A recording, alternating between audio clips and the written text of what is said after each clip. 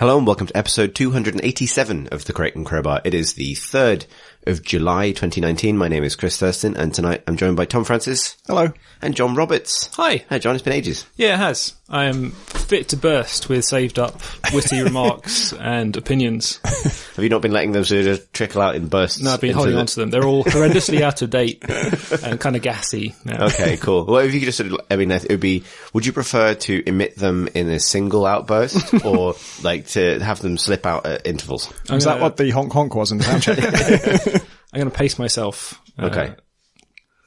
Like fine wine. But like, it's famously known for its restraint. Yeah. It just refuses to be drunk for a real long time. But we are not refusing to be drunk. Which is why I'm having a little gin and tonic. Thank you, Tom. That's very cold, which is lovely on this balmy, would even say muggy summer's Wednesday. We should talk about some news. And obviously we missed a week last week, so it's given the news time to pile up, which is good, because there's very much of it. So we should start with something near to all of our hearts now, I think, which is Slay the Spire. John, have you slain it? Yes. Cool. I cranked up 3,048 poison damage, which puts me into some sort of league. The Poisoners Olympics. Yes. Was this on a normal mode run? It was, yeah. Oh, so you get an achievement for that, don't you? Or do you? No, I am sadly unremarked. Oh. It's its own reward. I'm poisoning something that thoroughly. See, I told you all my takes are old and musty. Yeah. It's terrible. Well, it's good because this is, relevant again. I think it cycles back. So the news here is simply that, there's a fourth character coming. And if you're not aware, a character in Slay the Spire is functionally a new deck and play style. Yeah. Really. And it'll be free, which is nice because the game's now out and, is kind of thing you'd sell because it's the most obvious thing to add to the game that meaningfully expands it. They keep making these, wild promises and then sticking to them like good people, which is, but you've got to take one part of the equation out. You can't both make generous promises and stick to them. Yeah, right. Because their, early access update schedule, they actually over-delivered on that because they said they were going to do updates throughout early access every 2 weeks. And they forgot they said that and did it every week and thought they'd said every week. So for like a year or more, they were doing weekly updates when they didn't need to.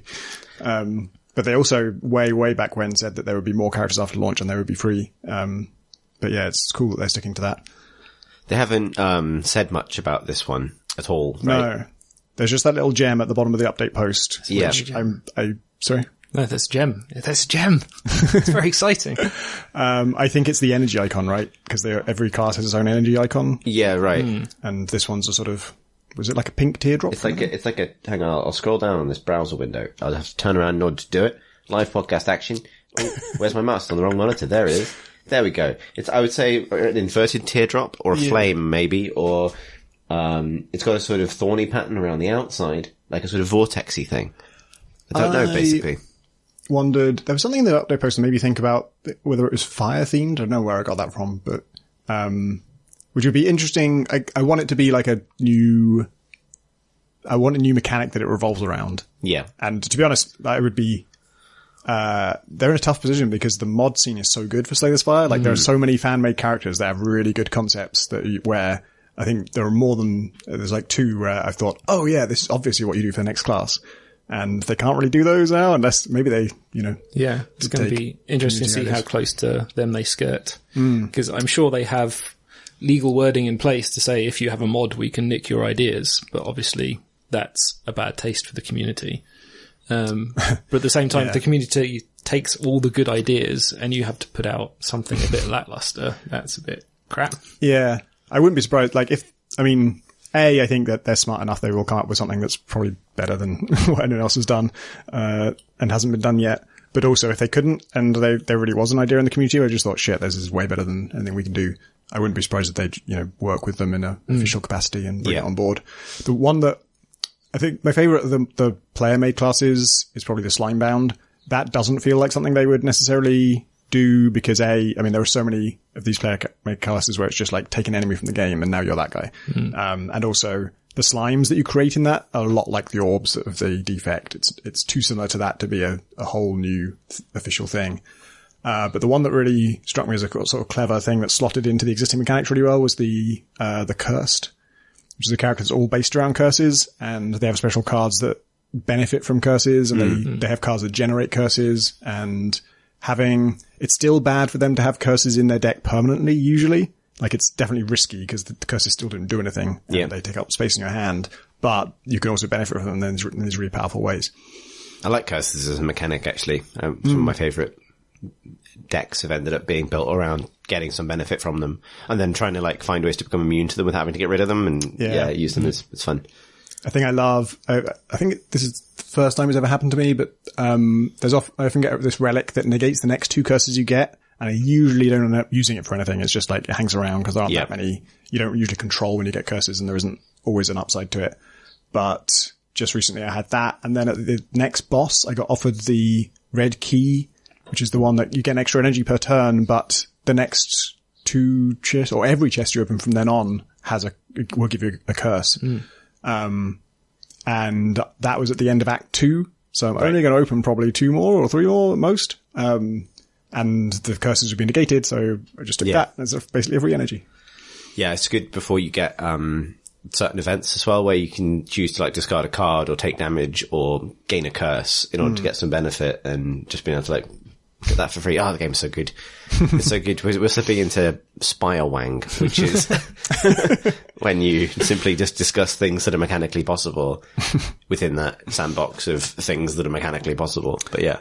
It is amazing how I'm still discovering new builds and ways to play to this day. Like this week I've had a few runs that are like, wow, I've never made this work before. I'm really aware that I've become hugely, like, I get like into a rut of completely my own making, of like, I'm convinced that this is the only way I will play this, and then getting back to the point where you feel adaptable again is gratifying. That's a good game. There's an amazing conversation going on today in our Discord, about a thread on Reddit where someone is facing a boss, it's the Awakened one, who one of their traits is they can heal 10 health every turn. And this person has somehow and for some reason exhausted their deck to the point that they only have 2 defends and an entrench, all of which just give you block and don't attack at all. But he has a relic that every time he gains block, it deals 5 damage to the enemy. Right. And so at most he can deal 15 damage to which just about outpaces the 10 health regen. But he's also got the Snecko Eye curse thing where, like, the cost of every card is randomized. Oh, no. So every turn it could be too expensive. You might only get to play one of them and only do 5 damage, in which case the guy's gaining health. Or he might get to do 15 and then whittle him away. And he's got a sunflower that gives him 1 extra energy every 3 turns. But the Awakened has a void thing that he puts into your deck that drains your energy by 1, which he can do every 2 turns, potentially, but it's random. And so in the Discord, some people were figuring out the maths on this, and, like, cause he just played, like, 1,000 turns, literally 1,000 turns. It took him 4 hours. And because he observed that overall he was just about usually getting it a bit lower than it was healing itself. And yeah, in the Discord, so people were figuring out the maths on it, and it works out to, he was averaging 10.8 damage per round, like, and the guy's healing for 10, so he's doing 0.8 damage every turn on a 300 health enemy that resurrects. That's amazing. Like, you can create a build that is fundamentally based around the process of natural erosion, eventually killing or at least removing whatever it is that was in front of you. Did either of you ever get to the 4th stage, like the late game endgame stuff? Yeah, I've reached the heart, but I was nearly dead at that point, and it absolutely thrashed me, and I thought, I'm never going to do this. Coin flip at that point. Either your build is massively overpowered, or you just scrape by that last boss and you get pasted on the first step of stage 4. But the problem is I'm almost never playing on normal. I'm either playing the daily or I'm playing with the custom mode with sealed deck. And if you're doing any kind of custom mode, none of the Act 4 stuff is in the game, which is I kind of understand because they want to keep it special, but it just means I'll never see it, basically. Yeah. And I feel like I'm not that advanced with it at the moment. Like, I tend to have the issue of finding a way of playing that works really, really well, and then getting pasted on the last boss somewhat, or the last boss feeling like a coin flip in and of itself. Like, certain bosses are fine and certain bosses are horrible. And that can feel a bit, I think that's one of the only things in the game that can sometimes feel a bit bad, is like not being able to, I think if I was to theorize one change, it would be interesting if the array of encounters and bosses you hit on the way to the end hinted at what the last boss was going to be. like alluded to it. You can see, once you get to Act 3, you can see what the last boss is, right? You scroll up the... Yeah, you can. But that's the thing, is it sort of feels too late to pivot at that point. Or maybe it isn't too late to pivot, and that's on me to learn. But yeah. Because I always feel like the total set of all the things you could possibly encounter is sort of the exam that your deck has to pass. And so I'm always like, I mean, yeah. Tell me the questions ahead of time. Because Time Eater is the, whoops, your deck involves playing too many cards. Yeah, right. You failed. Yeah, and Resurrect Friend is the, oops, you're too reliant on stacking up big loads of damage and then not doing anything else afterwards. Really. Yeah. It's good though. It's good. We keep saying it's good. We've been saying it's good for more than a year. It's good. The other news is about, also a card thing, sort of, I guess. But when we last recorded the podcast, I was playing the version of Dota Underlords that you got access to if you had the international battle pass for Dota 2, etc. It came out, and it's been, by all accounts, a massive hit, which is interesting. It's interesting in the kind of like the saga of Valve's attempts to launch them a free servicey game where you make card decisions, basically. So it was like 200,000 concurrent players initially, and it's hovering around 100,000 concurrents now, which is still very hale. But yeah, it's kind of an interesting, run, because I was kind of reflecting on it, because I, for various reasons, dipped into Magic the Gathering Arena, which I hadn't played previously. So this is the new way of playing Magic the Gathering digitally. There have been others, but this one is from Wizards of the Coast themselves. I don't know if the previous ones were, and it's really tightly integrated with the tabletop game. So, you know, it feels like a digital entry point to that hobby as a whole, rather than an adaptation that isn't necessarily synced up with it or something like that. In what way is it linked to the physical game? In that, I think expansions are released at the same time. Okay. So, you know, like there's a new set coming out soon, I think, and it will come out in stores. And similarly, like, it's almost, I mean, it's not like a literal business model thing. It'd be amazing if you could get digital cards from your physical cards or something like that. But it feels like they're putting loads of money into the esports scene, which is kind of also the tabletop scene. So, you know, digital competitions alongside paper competitions and things like that. Like, it feels very integrated. And the theming and the feel of it is, you know, really well done to make it feel like, an entry point to this really big and very, you know, storied kind of scene, but rather than a spin-off or an adaptation or something. Yeah. And it was interesting experimenting with that in the light of everything else that's happened. Because obviously when that, I think, I'm not sure exactly when it came out, but when it was sort of, I think, on the way up, it was around the same time that Artifact came out. And I was definitely a big, and I am a big fan of Artifact. And I am disappointed and fascinated by its failure, to the point that Valve now have even said that they're kind of putting it on ice while they rethink it and things.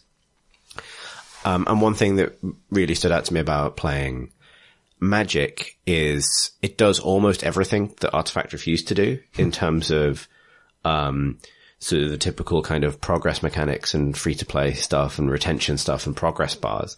And it's pretty generous with that progress initially. So you're constantly unlocking decks and, you know, new ways to play and things, at least for the first couple of hours. And then you get into the expensive times if you want to compete, which is a problem it has. Like, it definitely has that problem. And, I think it makes for an interesting case study as the inverse of Artifact in some ways. Like, you can't buy and sell cards from other players. So, which is a mechanic that Artifact took from the way that Magic really works in real life, where players are used to buying the cards they need for the deck rather than relying on the random thing. There's a crafting system, but, you know, probably wouldn't be the primary way. You know, there's luck is a big factor in what you can build. There are some things that are interesting ideas that kind of assuage it, which is like, every 10 packs you open, you get a token that you can redeem for any card of a particular rarity. And so there are common tokens, you know, rare tokens, legendary tokens. And so that means if you get a legendary token, you can then just pick which legendary you want and you can have it, which is a really nice idea. But that, you know, that is still only a sort of a band-aid on the problem of, you know, the vast investment. But it feels so much friendlier to kind of plug yourself into that particular series of loops and XP bars and, unlock trees and things like that, compared to the Artifact method of this is fair simply because marketplaces are fair. And it is fun because marketplaces are fun. And Valve were wrong about the second part of that. You know what kids love? Stock markets. That's the mistake they made with Counter-Strike years and years back. They experimented with a Counter-Strike weapons market, which was not what they have today, which is like selling skins and stuff, but in-game, the prices of all weapons, the in-game money that you get for completing rounds and stuff, would dynamically adjust based on demand. Like, there was basically like, free market's good, let's put that into the game. And it failed catastrophically for, I have to say, the reason I predicted in PC Gamer at the time, which was people just they just like the Deagle and they like the AK and they're going to keep buying it until they physically can't. And they did. Right. So the price of just the regular M4 was like 4,000 or something, or it was like way more expensive than outright better guns, because people just like it. They just want it because it's good and fun and nice. And now they can't have it because of the weapons market. Actors in a video game marketplace often irrational. Valve discovers to peril. I mean, that also feels like what happened with the summer sale thing, where there was a sort of problem where people were deleting games from their wish list in the summer sale because there was a promotion where you could win something on your wish list. So people were taking the indie games off because they're cheap and keeping on the AAA games. And actually, really fundamentally, the way that the sale worked didn't incentivize that, as long as everybody understood it perfectly and everybody acts in a rational way. Why does this keep happening? This is the thing I find really fascinating about the situation, because there's a lot to really like about Magic Arena. Actually, I really like it's become something I boot up every now and then to play a game of when I'm stressed out. Like, it's fun. But I am on guard in a really particular way to its temptations and, of that kind of game. It's really nicely presented, for one thing. It looks really lovely. And one thing that occurred to me is the Artifact looked beautiful as well. Like, Artifact is a really beautifully rendered game for particularly what it's doing.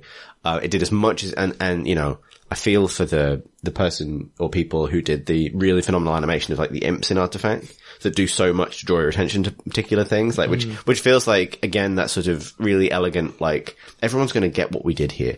We found a way that doesn't need a little, it doesn't need a in-your-face tutorial. We can do everything with sort of, Artifact feels like a game, and I don't mean there's a bad word about other games like this, but it feels like a game that thinks very highly of its audience in some ways. Like, people will understand the logic behind this marketplace, and they will be able to play 3 games of cards at the same time against one other opponent, and that won't be scary or intimidating, and so on and so on and so on. And it's interesting then comparing that to the success of Underlords. Like, I don't know if we mentioned this last time, but the thing that completes this circle is that Underlords is a really fascinating game because it's about making sort of pretty simple decisions in the moment on your own, with the capacity to then make some broader, longer term, high skill cap sort of decision making if you want to. But you can have fun just by building your little hero squad. And there's a really, I don't know if the podcast can hear this, I think there's someone in our bushes. It's Marsh, he's returned. It might be Pip.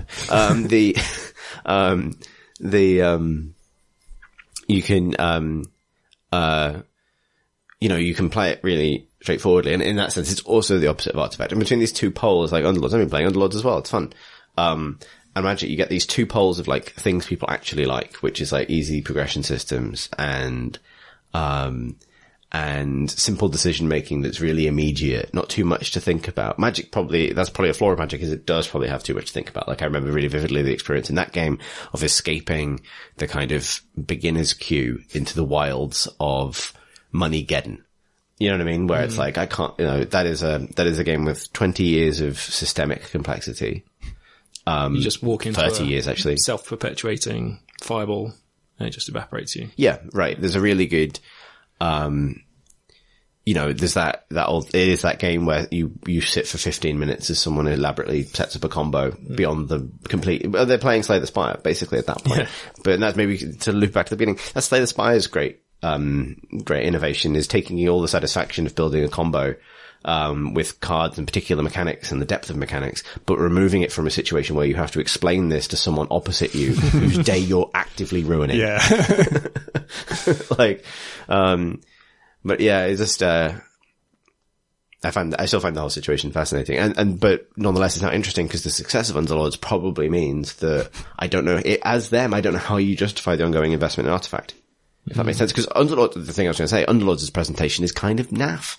It's Dota assets and characters, and they're nice, but they had them.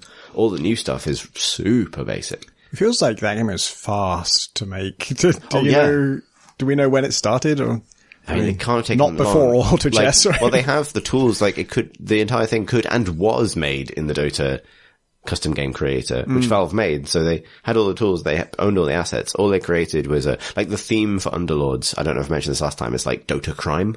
I don't know if that was clear.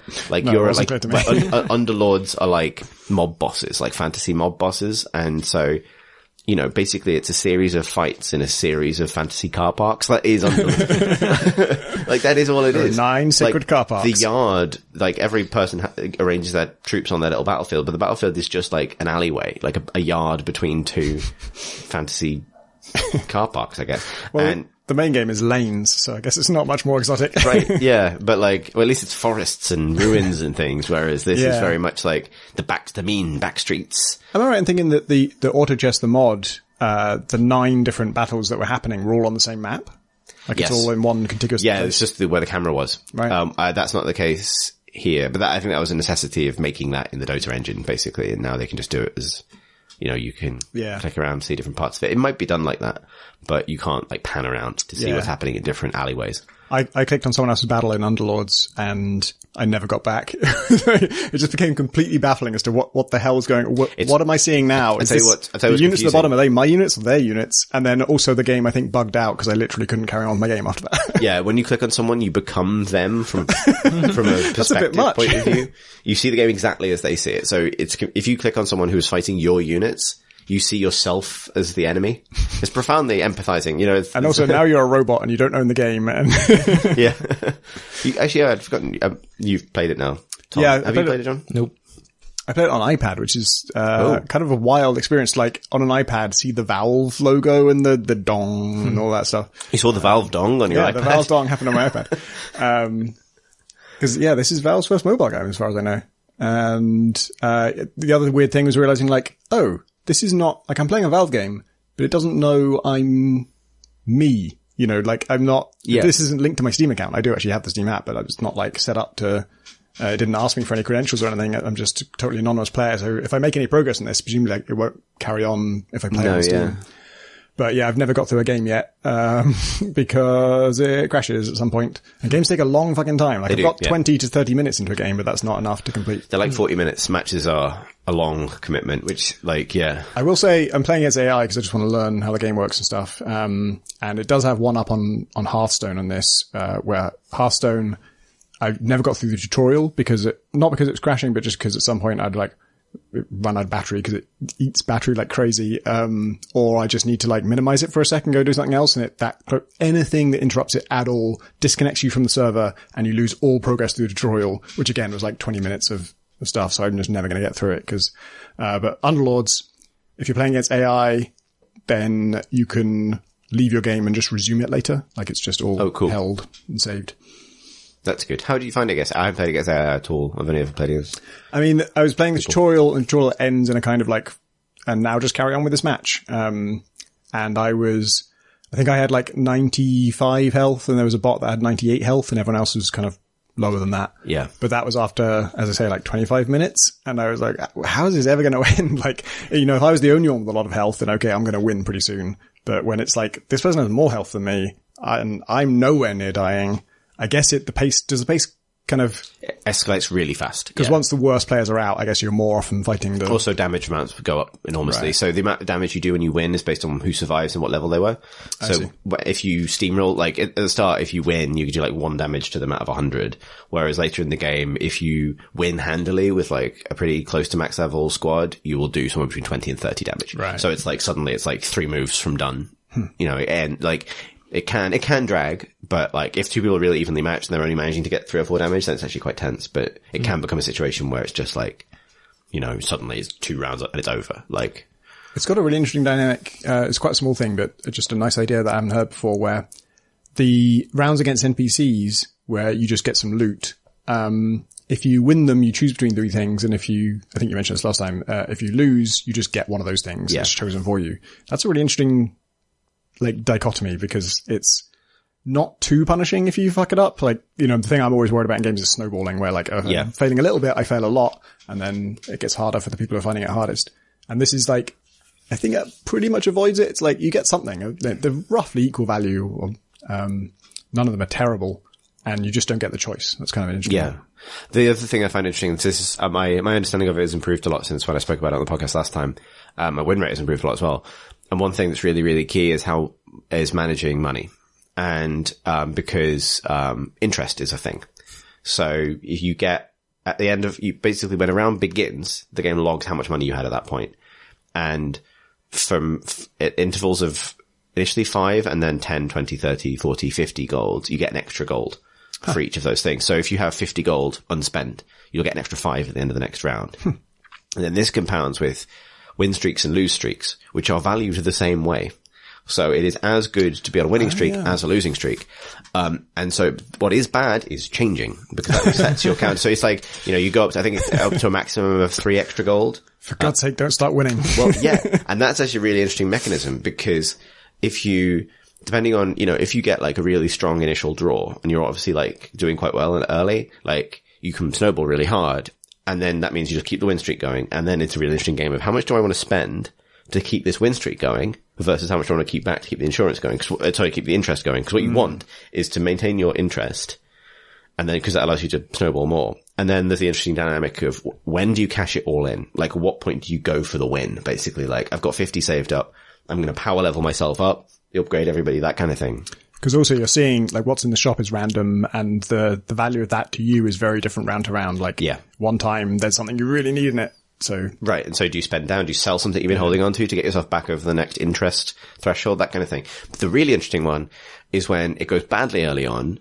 And early on, like we've said, you can't take that much damage, so you're not out. And I figured that that's how you win, is you try and find out how to keep losing, but only just. So you keep taking minimal amounts of damage. And that can mean deliberately putting suboptimal builds together, like holding your best stuff back for a round just to make sure I need to lose this one. And hoping you don't lose too much. You can field less than a full team, can't you? Yep. You can just swap in minimum unupgraded heroes as well. And then, if, like, that's really hard to pull off, but if you can pull it off, that leaves you with loads of money to then invest in specifically beating whoever's winning.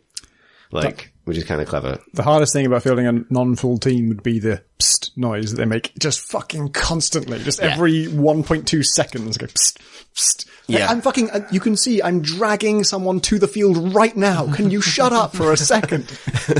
Yeah, exactly. They didn't want to do beautifully animated imps that elegantly point to things again. So they just have characters wave and go, oi, basically.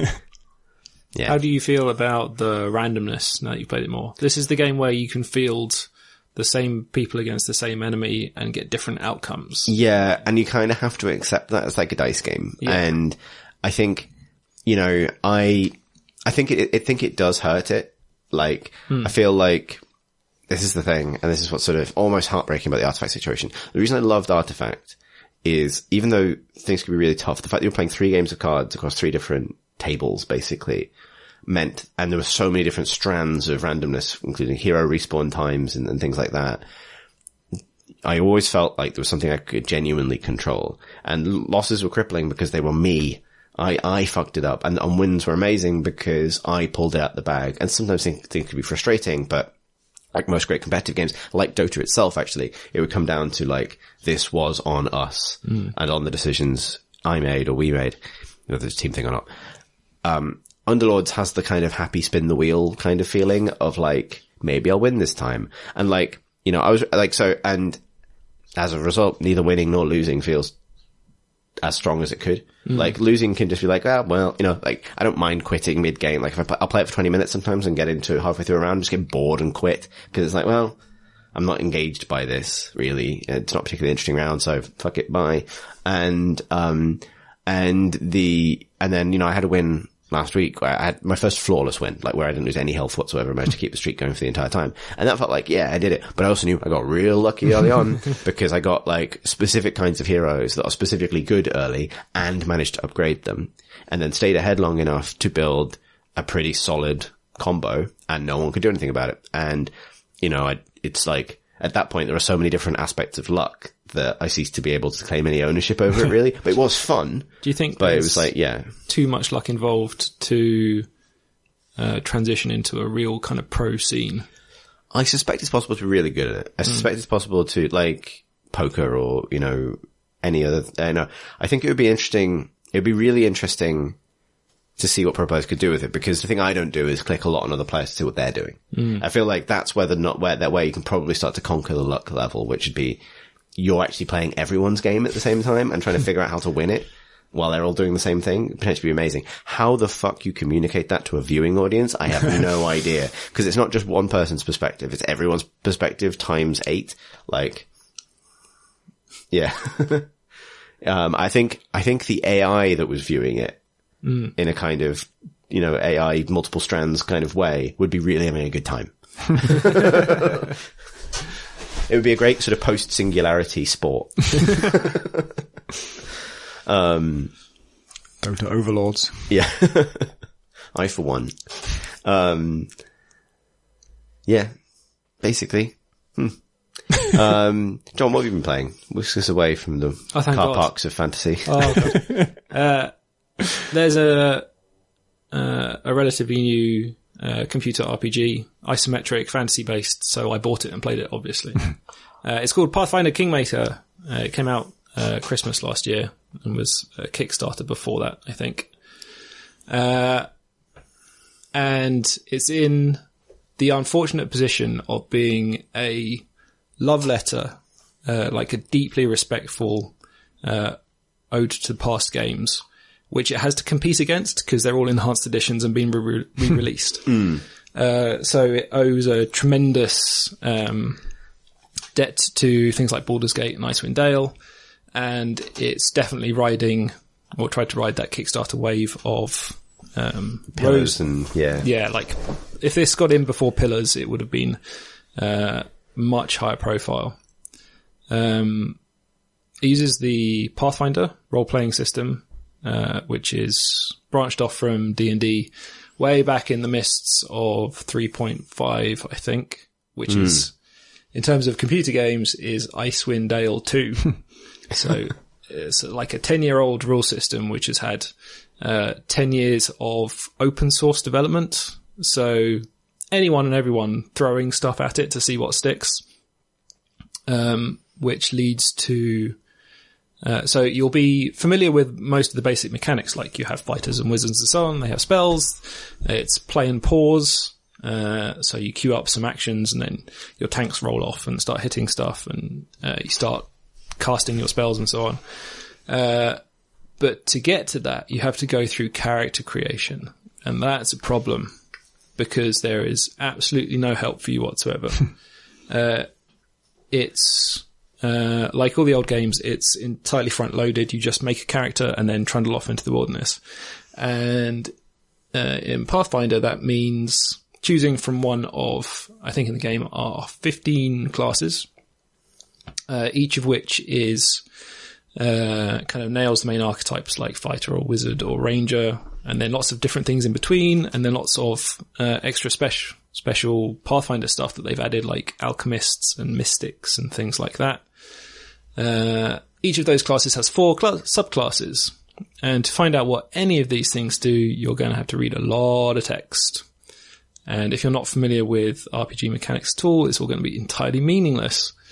You're going to have to check all the individual powers, which most of the core features are about 4 paragraphs long, so you're looking at big old walls of stuff.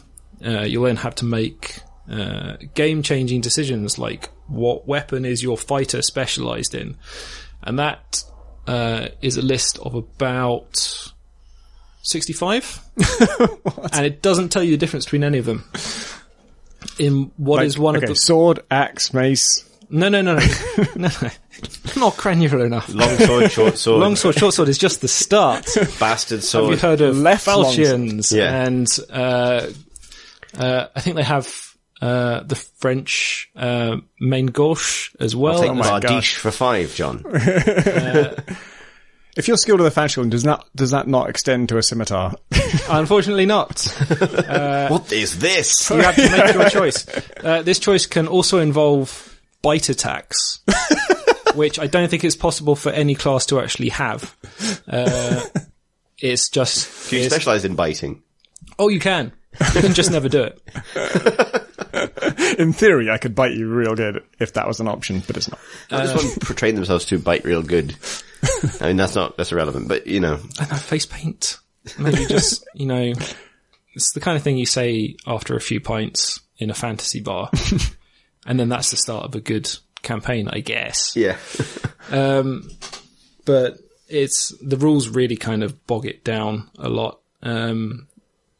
The combats are kind of slogs mostly, where you'll have to be studying the combat log to find out if you're doing enough damage. Like maybe the thing that you're hitting is resistant to the type of weapon you have, and that means you have to switch everything specialised around. in Falcons. Like, oh no, this one's immune to biting. Everything's wasted. And the Pathfinder world itself is a little odd for being an offshoot of D&D. Like, D&D is such, for me at least, I'm not sure how widespread it is, but it's such a kind of baseline fantasy thing. Yeah. If you see a troll, that means that, you're probably going to have to kill it with fire or acid, because that's how trolls work. Yeah, right. Yeah. I mean, you gave me a look there. No, I was just thinking about that. Like, I went to a faraway kind of happy fantasy place. Yeah. I was like, yeah, just talk to me about trolls. And there's stuff like that, which is just a straight lift from D&D, but there's also stuff they've taken from D&D and then just swapped all the names around for various legal reasons. So you'll fight weird gremlins, and it's like, I don't know what these are. These goblins or kobolds, and everything's shifted slightly to just put you off. I think I've never played a Pathfinder campaign, so I don't know how deep into it people get. I think Pathfinder itself has loads of spin-offs now. Well. I think it's reasonably popular. I think if you like Pathfinder, there's, I think, a lot of the companions and stuff I recognise from the key art, so maybe it's a chance for you to adventure with pictures that you like. I'm not sure. Do you get to build your own king? I see what you've done there. Thanks. First, you have to build your own baron. And 3 barons merged. The thrust of the game is that the legal provinces in this area are retaking lands that have been lost to a bandit king, and they're hiring adventurers to do that for them, with the promise that whoever does it will get to be baron and rule over that land. And so they send you off into the wilderness, and it's like a good old classic kind of low-level D&D romp where you're adventuring through forest paths, and there's random encounters, and you fight bandits and big frogs and stuff like that. And that first act is quite fun. You have a fair amount of choice in the characters that join your party.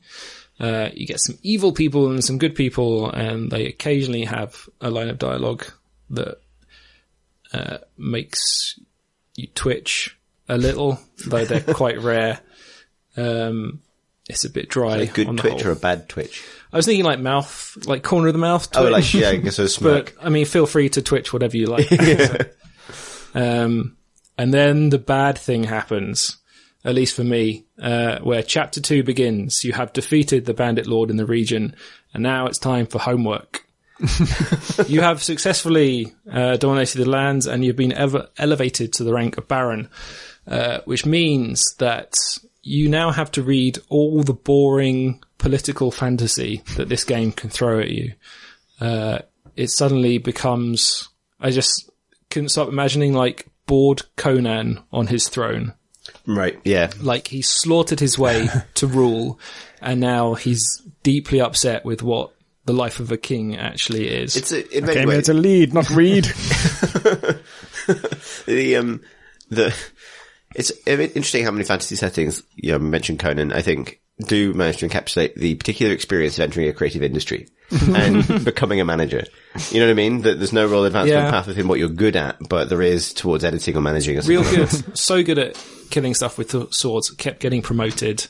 And now I have to manage the smiths Yeah. and the low-level adventurers, and God, someone's talking about taxing the swords now, and I have to assign an advisor to oversee coal production. Would you tax biting? It's impossible to know. Yeah. Can we do it? It's You got Peter principled onto the Iron Throne. Exactly.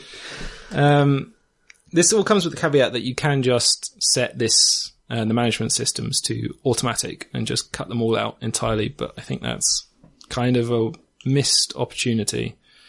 Well, like Pillars has like a fairly big like estate management thing that it kicks into. It's definitely a thing in these sorts of games. This is just dull and tedious, and a lot of the time the decisions it's asking you to make won't resolve for hours and hours of game time, by which you've entirely forgotten what stakes were involved or what path you chose or anything like that.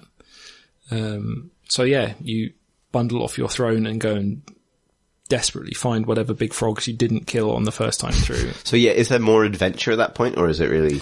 There's kind of a blend of it. You have your kingdom management stuff throws up larger quests, which the Baron themselves has to go off to solve.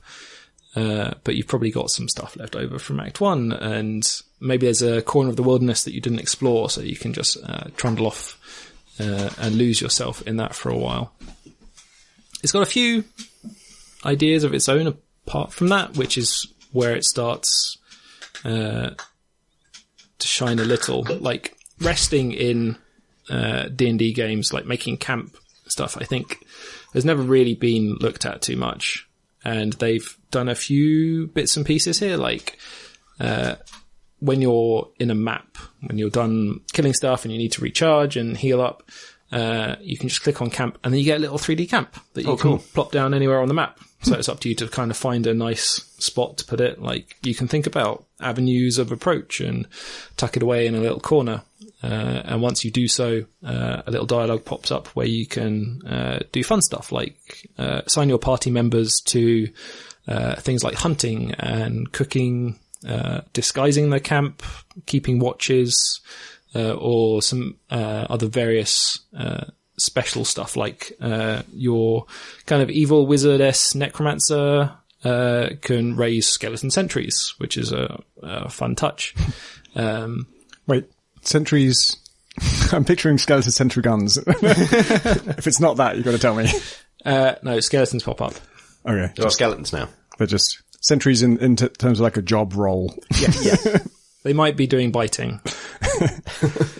And this is great, except for the 100 times after the first time, really, where you've encountered a kind of puzzly fight, like I have, where the things I'm fighting are deal almost entirely electrical damage, and they have absurdly high armor class. So, like, the puzzle there is fairly easy to resolve. It means going through all your equipment, all your potions, picking out all the electrical resistant stuff, going through all your character spells, and so on, selecting stuff which bypass armor class and so on. And then it's got that problem of you solve the puzzle, but now implementing it is tedious and boring, which is a little unfortunate. It's not... can't hold a candle to the kind of inventive combat scenarios that you run across in Divinity Original Sin 2. Yeah. Where they just go nuts. And I still remember some of the stuff that they make you do in that. Like there's the bit where you're swarmed on all sides by like weird blobs of sentient oil, and they leave trails, and when you kill them they explode. And just as you take a breather and the last one goes down, suddenly the fire elementals turn up. Oh shit. And that's great. And you suddenly start having to think about your abilities in different ways, because some of them will clear away oil from the ground and put out fires and stuff like that. It's not like, oh god, I have to read 100 spells and check their keywords for if they are a ranged touch attack or if they target dexterity saves or something like that. Is that the kind of school of like maximalist game design where it just has everything and it has a million of everything is weird it's so foreign to me because I've never really been the target audience for it. And then now from a development side, it's like, that's also a huge pain in the ass to make. Like that kind of complexity, it has endless costs. Like everything that you add, makes everything else more complicated and creates all these edge cases and difficulties and is just content you've got to make. Yeah. And so it's wild that they do that. And then also it hurts the game.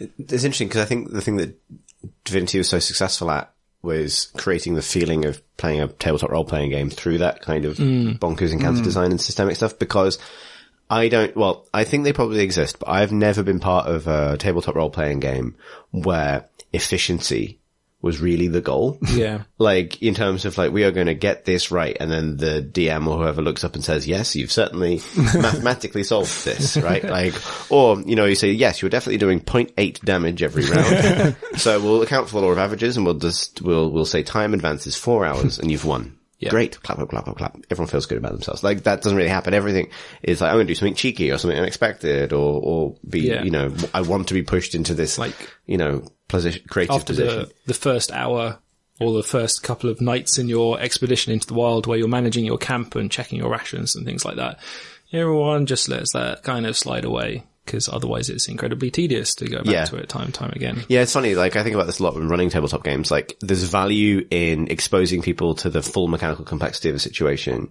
once, so they know what it feels like, so that they can then imagine it when you elide it slightly every subsequent time. I'm currently doing something very like that in my ongoing Star Wars pen and paper campaign. Just exposing someone to like the full dice complexity of a space battle so that future situations could be less complicated. Games can't really do that, I think. But I always wondered if, like, in a game like Galciv or Civilization, you could have, I guess, Galciv and games where, and maybe Total War, where you have like a strategy map and then you have a tactical, actual like a battle system, whether it would ever be viable to allow your auto-resolve to be calibrated to your proven skill level in the, like, if you played enough battles and you've shown you're this good, we just set you to, okay, you have the auto resolve that's like 6 out of 10 or 7 out of 10. And then, for obviously you never have the same fight twice, but we've learnt a battle that we expected you to lose by, this amount, you actually won by this amount. So we're just going to say your auto resolve is that good. It's just a bit better. It won't win everything, but that's an interesting idea. I mean, it's fantasy GCSEs. You've got to get it right, or you're cursed for the rest of your career. Yeah. You'd have to have some kind of guard against, like, you take on your first fight against 3 rats and you absolutely own them, and then you never play another battle in for real ever again because your record is amazing at the moment. Like, maybe it gets used up or something. Like, each auto resolve you do, your rating goes down a little bit. Or it could be enemy specific. It could be enemy specific, so you're encouraged to actually play the battle against new characters once you've proven you can do it. I think it's an interesting one, because I think, we talk about the challenge of adapting sort of, managed experiences, basically DM'd or GM'd role-playing experiences to computer games, all the challenges inherent in that. And often we talk about that, the quality that you draw out from a pen and paper game is the responsiveness to the GM. Like, it's a big part of like dialogue writing and so on, where in a game, people desperately would love to create the effect that it has when you're actually improvising. But games really struggle to be improvisational in any way. But I think one thing that's actually not actually ever brought up enough in the light of video games is the other thing video games can't do, which is dynamically manage their systemic complexity to suit the needs of the story and the players, which is like most of GMing. It's like some of it is being able to do character dialogue on the fly, and the other is knowing exactly when to switch a mechanic off. Yeah. Not to the extent of fudging dice rolls and things, like, but every, I know you run campaigns, John, like, everyone who runs these kinds of campaigns has their own attitude to how you flex everything, because everything is malleable, and traditionally in games, the rules simply aren't. And that's kind of interesting, in terms of these systems for games like Pathfinder or Baldur's Gate being so vast and complex. The reason they have to be vast and complex is because they have to present the totality of the rules as they are. It's like that vast sort of too many rules thing is how most tabletop role-playing games start, with the tacit understanding that every single person who plays them picks and chooses which parts they find important and what they want to use for their games. And that is just not something that video games typically support, but is to their huge detriment. That it's like, you can, difficulty settings, maybe a really simplistic version of this. Yeah. But like, that that's the problem where it kind of requires prior knowledge about what systems you're getting into. Like, if you play a RPG for 10 hours and entirely forget to level up one of your companions, like if there was a DM watching, they'd turn on auto leveling. Yeah. Or make some decisions for you or something like that. Yeah, exactly. Learn that, we do like, I can give you an example. Like, I tend to use fairly strict rules for like table talk. So in a sci-fi setting, in a space setting, that means that switching on communicators and radios and talking to people who aren't next to you is something you have to think about doing. It's not necessarily action, doesn't necessarily consume much by way of timing, but I have to say beep. Yeah, quite a lot. There's a lot of like people, I've managed to get people to the point where they will instinctively mime pressing the comm button. But like, you have to have some kind of answer to that. Like, there's something, you need a little point of friction there, and so we get kind of used to that, but you flex it up and down a little bit to make sure that it feels right. Because it feels wrong to have people who are all just talking to each other as if they're in the same place, if they're all in different spaceships or something like that. But it feels tedious to then say, I take the communicate action. I speak to my friend over here. But if you were to try and implement a system like that into a video game for all of the same benefits in terms of feel, you could only do it in its most pedantic sense. And without the intelligent, like, you guys were talking to each other last turn, so we'll just roll that back along. We won't worry about that quite so much. Like, all of that kind of design on the fly stuff that's involved in role playing. I don't know how you would ever do that in a video game. I don't think you can, to be honest. I think I think the best it's been done is things like Numenera, where they just offer you a lot of options. And you can kind of slide into whatever you fancy at that point. I think you I don't know if it's just giving up, but feeling like just accepting that you can never have that kind of responsiveness or malleability, and just instead turning entirely the opposite way and drilling down on the mechanized systems that you can implement exactly. But I think maybe that's one of the interesting things about these games as adaptations of that experience, which they very much explicitly are. Like, they literally take those rules, but they take exactly the same rule set and create, at least in my experience, a tremendously different experience, because it's like, the video games are, do you want to play all of D&D? Do you want to literally play every single part of D&D, like 3rd edition or 3.5, like you said? Like, and it's like, no, I don't know, maybe I'm interested to know if people run groups that are more like that in their home games or in their real tabletop games, where it's like, what we do is we play every part of D&D. And that's what we're into. And the DM's job is more to say, like, there are 11 goblins. 2 of them have falchions. 1 of them has a bastard sword. Some of them look like they might bite. Solve this problem. Yeah. And then everyone sits down and does their maths homework, and then a solution is arrived at, which could be interesting. Like, they're interesting systems, but I'm delighting that I've managed to derail this entirely into a tabletop RPG. I think it's hard to find a DM, which is, I think, an inheritively creative role that would just sit there and run monsters. Yeah, without wanting to throw something in. Yeah. Like, without, like, well, but actually it's not a falchion, it's a saber! This one's specialised in biting, you're fucked now. Yeah, exactly. All DMs sound like that as well. Yeah. Yeah, it's interesting though. But yeah, that's how... I can sort of see that being a role some people would want to take, where you want to get, like, not everyone who is super interested in fantasy and systems and stuff wants to sort of creatively control the thing. Like, because there are campaigns where you just follow the rule book, right? You're just given a book that says what happens, and then all you have to do is kind of the bookkeeping part of it. There's a lot of like pressure in having to make things up and improvise and be creative, and there are probably a lot of people who just don't want to do that, and just, like, they're happy to run the 11 goblins and do all the initiative stuff for them, but they don't want to have to make up what happens if you try and talk to the goblins. Yeah. I mean, I guess Wizards of the Coast have pumped out successful campaign books again and again and again. There must be a market for that. Yeah. Yeah, maybe we're missing something. But nonetheless, I think it does explain. That helps me kind of articulate, at least for myself, like, what that difference of feel is. Because I love these video games and I love these tabletop games, but I know there's this fundamental difference in feeling, despite there being literally the same rule set, and maybe that exposes something about the weakness of only just looking at rules when trying to determine what the feel of a game is actually going to be. Yeah, I think that's that's the easy bit, right? If you're making a game, we can just make the mechanics. People love the mechanics, or at least they say they do. So as long as we get that right, maybe we can, not worry too much about making fantastically written characters or responsiveness to player choices and that kind of thing. Yeah. Didn't Neverwinter Nights do a thing to like let you run your own campaigns? It did. Yeah, it did. And that was, I think, used very much for that purpose. Like, as soon as you reinsert a DM of some kind, you solve a lot of these problems.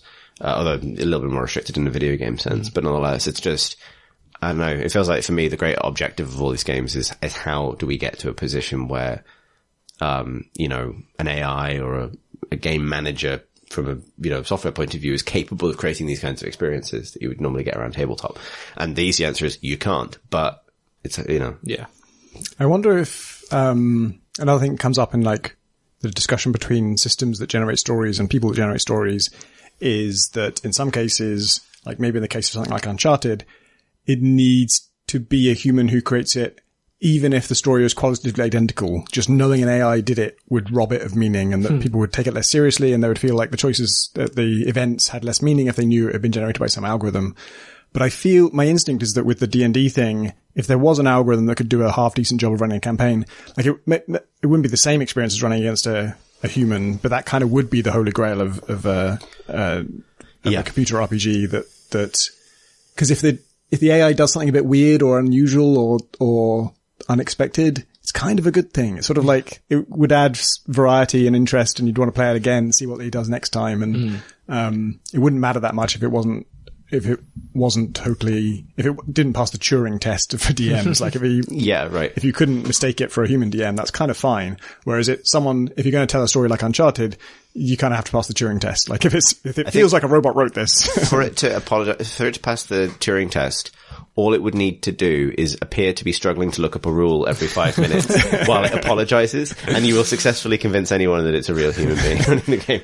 And the first time you encounter an NPC, its name is just like question marks for like 17 seconds or fuck shit. Tim. You ask it what that baker's name was, and it tells you to go fuck yourself. Yeah, you know what? He's called Table. Deal with it. Yeah, exactly. Yes. Lawrence. Rita Hallway. I think to sum up, if you've exhausted your catalogue of isometric RPGs, and you're kind of, maybe if you're into Pathfinder itself as a system, you'll probably find something to enjoy here. Also, specifically, Tommy, my friend, you will like this. You liked Baldur's Gate specifically over any You're of the rest of them. You're not talking to me, right? Because it did that kind of low-level adventuring, kind of stomping through a jungle, a forest and bits of dungeons and stuff. You like that a lot more than all the rest of them, which dealt with like fantasy with a capital F, planeswalking, grand destinies, that kind of stuff. So yeah, you might like it. I'll tell you what. Getting back into Magic via the video game and being exposed to an amazing new generation of Magic art, because holy shit, that company just hoovers up extremely talented people and points them at, like, just makes them draw. Like, I think this has happened to me generally, but like, it ebbs and flows for me, but I'm definitely like, I'm on a high fantasy thing at the moment. Like, Game of Thrones has exhausted my patience for low fantasy, I think. And at least for now, and right now it's all like, I want cosmic wizard horror, terror, the sort of almost sci-fi, or it's a pyramid with a dragon on top of it, that kind of thing. That's where I'm at the moment. Yeah, I think every, notable artist I follow on Twitter is deep in the Magic mines at the moment. Alicia Hannigan and Paul Scott Canavan. Yeah, and friend of pod. Drew that. He's very good, isn't he? He is, yeah. I've got an art print that Paul did for my RPG campaign on the wall. But listeners, just imagine a very good drawing of Star Wars. Just imagine a good drawing of Star Wars done by a kind man. Just I don't know what it is about that particular high fantasy kind of thing at the moment, but it made me want to do planeswalking of some kind in some kind of campaign system. I'd walk a plane. Yeah. Tom, yes. What have you been up to? I've been playing the new Hitman location, New York. So Hitman 2 has had a new I don't know if you got an episode. I guess it's an episode. It's like the episodes that they used to do for Hitman 1, but it's weird because you can't just buy it. It took me 15 minutes to work out how to buy this. Like, there's a new location for Hitman 2. It's called New York. There's a DLC for Hitman 2 called New York. I don't have it. Can I buy it? Fuck no. There's no price next to it. There's no, when you go to its page, it doesn't have a release date, and the place where a release date would be written is kind of taken up by other DLC related information about how you need the base game and stuff.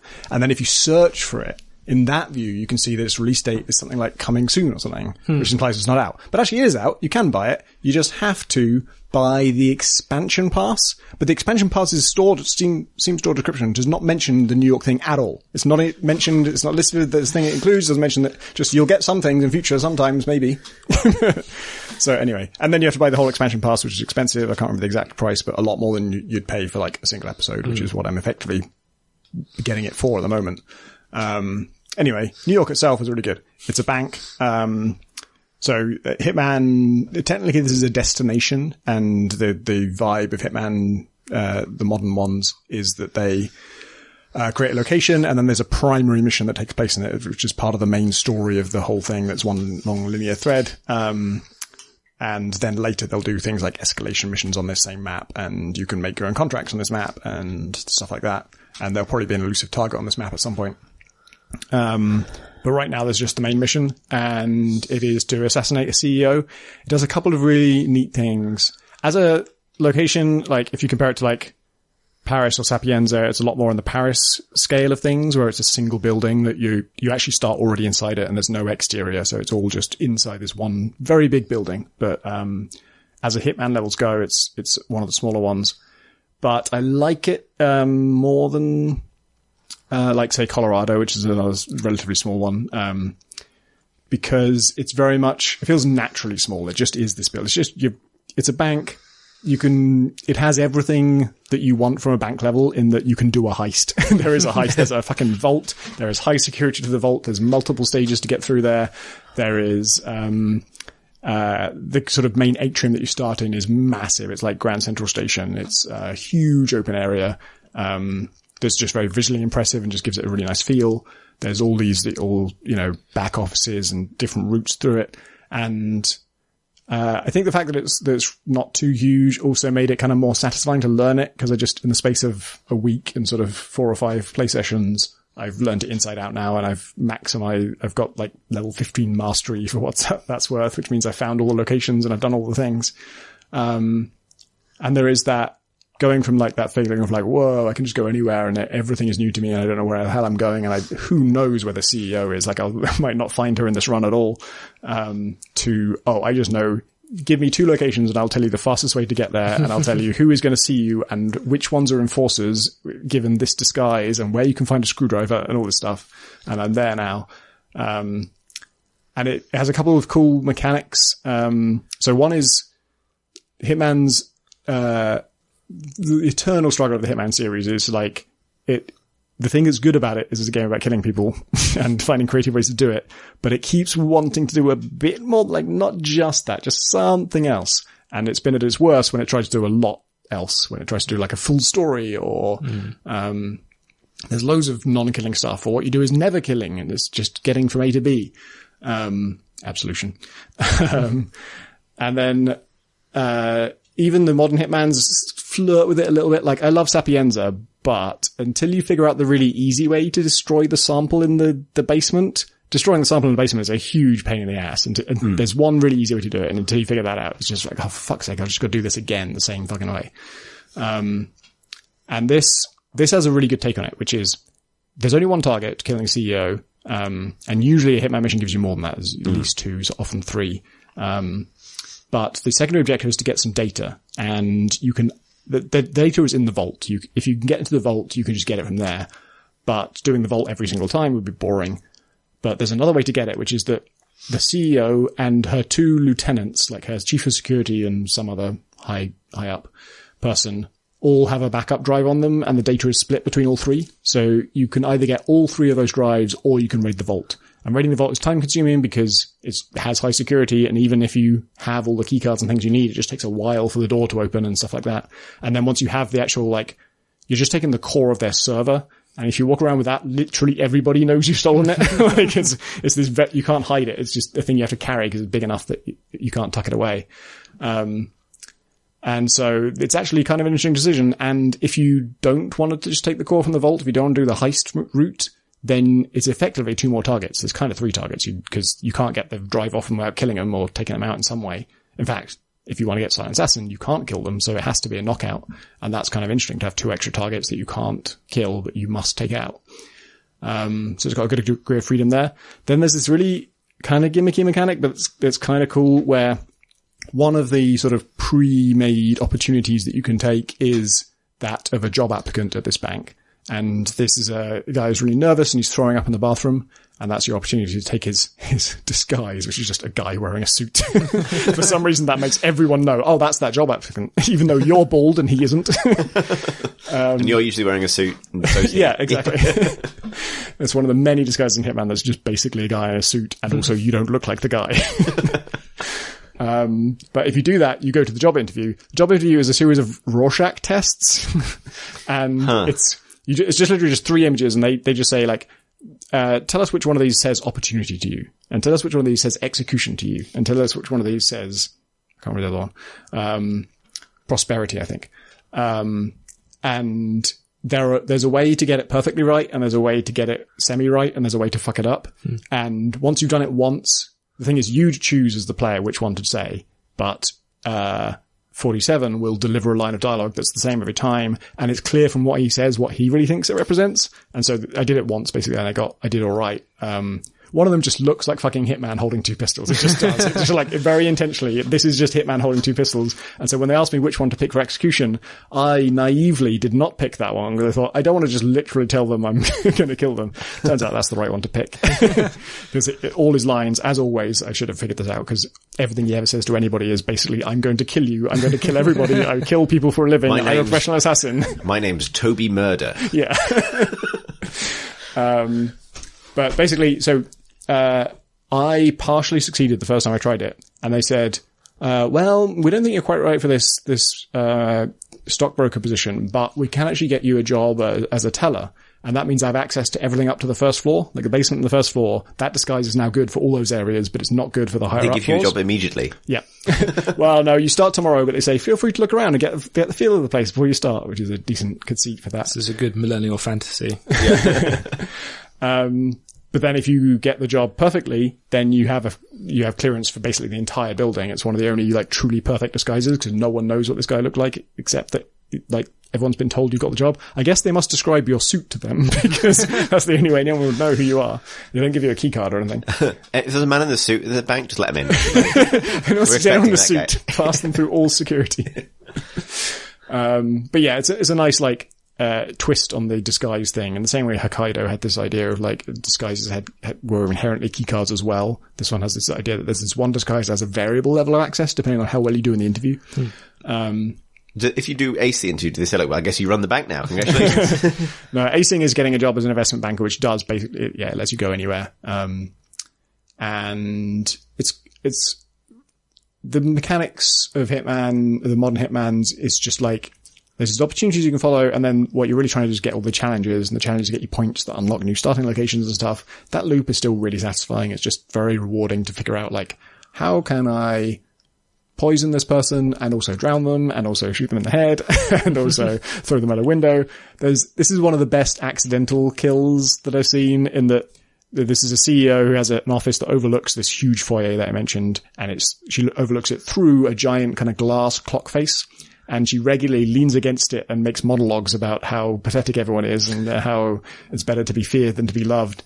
And the accident kill is just, before she does that, you just go there and just, like, loosen the screws and just wait. And then the great thing is she still does the monologue, and then, like, but just, there's a way to, like, script this scene where you decide when the monologue gets interrupted. And Hitman itself has done stuff like this, where, like, they'll script it so that, you know, they're saying something really significant just as they die. And it's that, I don't really like that. It's very stagey. This just made me crack up, because they don't do that. And she's just in the middle of a monologue, and then she has multiple ones. And so just whatever sentence she's in the middle of, when she leans against the thing, there's suddenly this crash and she falls out. And when it happened to me, she actually carried on with her monologue for a second after she fell. One more thing. Like, fair play to them. It does cut out when she dies, but while she's falling, she's still talking. Does Hitman deliver one-liners after he kills? I can't remember. It seems like there's a lot of opportunity there. Before he does. So one of the ways to get to her is you can dress up as someone who's being fired for his terrible sweaters. And while she's talking to you, she's very concerned about, or pretends to be concerned about your mental state and stuff, and you can say things like, "This isn't my first termination." And he's full of puns about how he's going to kill. Yeah, all of his lines are dialogue as you're established. I'm a murder man, and I'm here to murder you. Even that clock face thing is kind of nicely done in that you can both. The sort of very sort of sly way to do it is to unscrew the screws and just let it happen. But if you can't, it's tricky to do because the guard's watching it all the time, and you need to get there with a screwdriver with a disguise that they're going to let you get to it. If you can't do that, you can just, while she's leaning against it and you haven't unscrewed the screws, if you're behind it, you can just push her. And that's enough. So like after figuring out ways to do it, just like the first run is always just like, what the hell is this map? Where can I go? Where can't I go? What's going on? And then I always do some kind of, like, I like to just finish it. Like after I've explored it a while, it's already too late to do Silent Assassin because I got caught like stealing that guy's disguise and I shot this other guy and whatever. And then I just find some fucking way to just like shoot her and run out of there and just complete it. Because when you complete it, that's when all the challenges kind of register and you unlock the new starting locations and you can get a better handle on it. And then eventually you figure out a way to do Silent Assassin. And then the next stage is what score have my friends got on this map? And currently only John T has done it of my Steam friends. And, I'm trying to get more people to do it because I got a pretty decent time on, professional, Silent Assassin. I think I got like 5 minutes and 25 seconds. And then John T came back and beat me by a full minute. And we've been exchanging notes on like how we do it. And his method is basically just better than mine. But then I looked at his method and thought, I think the way I got rid of the guards outside the vault is actually faster than your way. So I'm going to try that. And not only is it faster, but it's just faster enough that from there, when you sprint to the CEO's office, she's in this private room, which is the perfect place to take her out. And that's where John T takes her out as well. But he has to wait for another cycle for her to go back there because by the time he gets there, she's already out of it on her first cycle. And I got there for the first cycle. And therefore I did it in a minute faster than him this time. So now I'm on like 3 minutes 25, which is really fast. And yeah, that's when it really comes into its own, is when you know all this stuff. The opportunity system does deliver these solutions to you on a plate. Like it's not clever to figure out how to raid the vault or all this other stuff because it just tells you how to do it. But then all the interesting stuff comes in, like how do I piece together all these things I do know about this map to make the fastest possible route through it? And having friends beat your time on that is such a great motivator because it just, like the overall scoreboards are not that interesting because like the person who's got the highest score has done it in 30 seconds, which is probably just a cheat or maybe a glitch. Or if they're playing the game, they're just playing a very different game to what I'm playing. That is to run from one end of the building to the other is more than 30 seconds for me. So I don't know what he's doing. But when it's your friends, it's always like, fucking John T figured it out. Surely I can figure it out. And then you do, and then he beats you again. And then it's a low-key burn on John T there. Yep. No, John T's actually really good at this. I was going to ask about the opportunity system because the first few episodes they struggled between signposting and allowing you to find them naturally. Yeah. Have they kind of worked that out now? No. This time playing it, I realized what I really want from this, the ultimate version, what they should do for like Hitman 3 or whatever. Because Hitman 2 is an unusual thing in that it's really basically season 2. Like they haven't moved on much. They've just made new levels in the same format with the same opportunity system and all the same problems with Hitman 1, or whatever you want to call it. Hitman 2016, I think it is. But I realized, so the issue is like, if you have opportunities on, then it just tells you where to go and what to do. You can scale it down. So it just tells you like where they start and then you got to figure it out for themselves. But they're just, doing that is not that much fun because it's still a preordained solution. They just made this way to do it and you just have to fucking find this particular key they were thinking of you to find and there's no innovation in it. It's just harder to do. And I realized what I really want is for it to be like an information game, like a sort of Her Story type thing or one of those games where my definition of an information game is where like your goal is information and also the way you get information is from other information. And so I overheard somebody saying that she had this file that she was thinking about leaking and it's in a safety deposit box and the key is on her desk. And so I know I need a safety deposit box key that is on this person's desk. I don't know where her desk is. And actually I think there's just a straight up mistake in this level because she says she's looking at the journalist right now and she is on a different floor to the journalist. There's no way she can see the journalist. I know where the journalist is. And actually her desk is near the journalist. If she was at her desk, she would be seeing the journalist, but she isn't. And I think she's just been misplaced. But what I wanted is like, I know what I need to find. I don't want to fucking search the level for this key. I know, like, I have all the information. I want to just like basically have a system where you can kind of like, when you have intel sort of traded in for better intel, like, I know I want this. Diana, where is this person's key? Like, I need some, like, it's a drop down list of like, here are all the possible things you could ask for. I'm going to ask for this. Asking for that costs 1 intel and now it's gone. So if I got it wrong, I don't get it. But if I know what I'm looking for, then you get this information back. And so the hints that they provide to you for free right now, where it just leads you with a breadcrumb trail and tells you exactly what to do. If that was slightly gamified, if it was just like, okay, here's my information I've got, tell me how to get to it, that would be way more satisfying, I think. Yeah, that's a good idea, actually. Like, because then you would be incentivized to demonstrate that you understood the situation. Yeah. Which is the key thing, right? Like, and that's the thing that's been a real revelation with things like her story in Obra Dinn and Outer Wilds is as soon, and Phantom Doctrine to a smaller extent, is as soon as this is a game, as soon as the information is the game, I am listening so intently to everything. I'm just like soaking up this information. All the things I usually find boring in these games of like, oh, I've just got to sit to listen to this guy talk for ages. If I know that this could be useful to me and I actually will be asked what this information is, I'm paying so much more attention. Yeah. Yeah. Right. Can I just challenge you to death by clockface puns? Ooh. It feels like I put you both to work, and I've thought of some. So I guess it was her time. Yeah. So much for the golden parachute. Yeah. The mission is called Golden Handshake, which actually I think yours is better because Golden Handshake doesn't really like. Yeah, okay, that's the thing you get when you get fired, but it doesn't mean killing somebody, does it? Time to clock off. It looks like she needed a hand. Looks like she had a screw loose. Nice. Yeah. You know, you got a good one when nobody laughs, but everyone compliments it. Clock, stock, and 2 smoking. See, nobody compliments that, but it gets a laugh. Yeah, because it doesn't make any sense, but...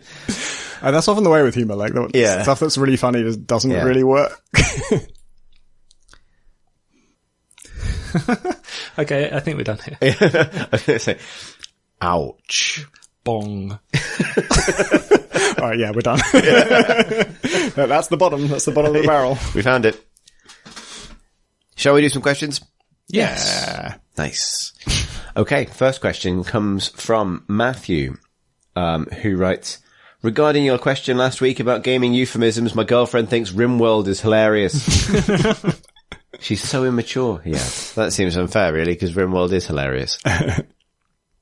It's just a funny thing to call a game. Yep. There's nothing else to say about that. Thank you for not appending a question to this answer. But there we go. Next comes from Rick, who writes, Dear Wait and What Now? Can someone, Chris, explain the lore of Dota Underlords? Why is everyone in the street? What is beyond the gate? Is there crime happening? Thanks. Rick. See, I wanted to draw attention to this because I think this is a remarkable instance of us accidentally answering a question before we looked. And I'm surprised as well that this is the theme they chose. I managed to play this whole game without even thinking about theme or like the street, the gate, what? But I didn't notice these things. I feel like if we just really felt like right now just depressing game artists, what you could say is like when you load Dota Underworlds, the splash screen on the main menu is 3 sort of like Artful Dodger looking fantasy crime lords flipping coins and fiddling with their flick knives and, fucking sharks and jetsing it up in an alleyway. And no one has picked up on that. No one knows what the theme is. Even the theme's right there, but no one cares a second. They just want to click through to the clicking and the luck and the wizards and the prizes. They don't care at all. I think it's meaningless to them. I think like once itself. You tell people. Oh no! Now I'm. I'm jumping in here. I was just talking then until I made John sad. That was the. I think it's a question of order operations. I think if you tell people what the theme is and then you show it to them, they appreciate it. They're like, oh yeah, I see the thief flipping the coin and all this cool stuff. But if you just show them that by itself and you haven't told them anything yet, like it doesn't sink in. Yeah. Turns out Turns out words are worth 1,000 pictures. Checkmate, art. Right, we're gonna... I saw some knives on the way in. If I can settle this. That's the explanation for Dota Underlords. We covered it. We covered it. It's fine. Can we kind of like shift it slightly into the modern era and have like supermarket car parks with catapults doing donuts? Yeah, like boy racer trebuchets. Yeah. Kids. That's a great idea, like a trebuchet with a huge underslung exhaust. A booming sound system. Ballista drift. Yeah. Oh man. I want the love child of like totally accurate battlegrounds and like an Asbo. They come again, guys. Been trying to get car combat for a while now. They should have been thinking with catapults. Yeah. Now you're thinking with catapults is the important. Next question is from Sebastian, who writes, Dear Crate and Chest Box, right after listening to last week's episode, in which you hoped to one day meet someone called Guy Chapman, I finished Dark Souls 2 and saw in the credits that one of the voice actors is named Adam Chapman. If you know your Hebrew etymology, you will delight to recognize this is one variant of the man you wished for. I just thought you'd like to know. Cheers, Sebastian. Alright, a question. A long time ago, you debated whether someone new to Souls should start with Dark Souls 1 or Bloodborne. Now that Dark Souls 3 and Sekiro have come, what is the ideal series introduction? My money is still on Dark Souls 1 because I've recently done that, and it is incredible. That's from Sebastian. Yes, answer this question. I'm interested. I've played a bit of Dark Souls, and I bounced off it because the path I saw ahead of me was learning by rote enemy attack patterns and the point at which to counter them. That sounds okay, bad news, John. I got some bad news, and I got some good news. Okay. Thing is, that is the game. Right. And it is great. However, it changes from system to system. I think the big thing that the From Software oeuvre has gained in the last couple of years is thematic variety. You know, I think maybe we dwelled on mechanics too much before. Like, the great joy of these games is partly the systems and the difficulty and things like that, but it's also partly like the incredible creature design and the places and the amazing world building and the sense of an adventure that you go on. And I think that's only been strengthened by giving you multiple themes to choose from. And so now functionally you have Dark Souls, which is this sort of spiritual low fantasy, really, with some high fantasy elements. Like kind of Pilgrim's Progress, you know, the sad parts of Arthurian fiction mixed with big monsters. And then you have Bloodborne, which is this sort of, amazing, probably I think one of the best post Lovecraftian bits of world building.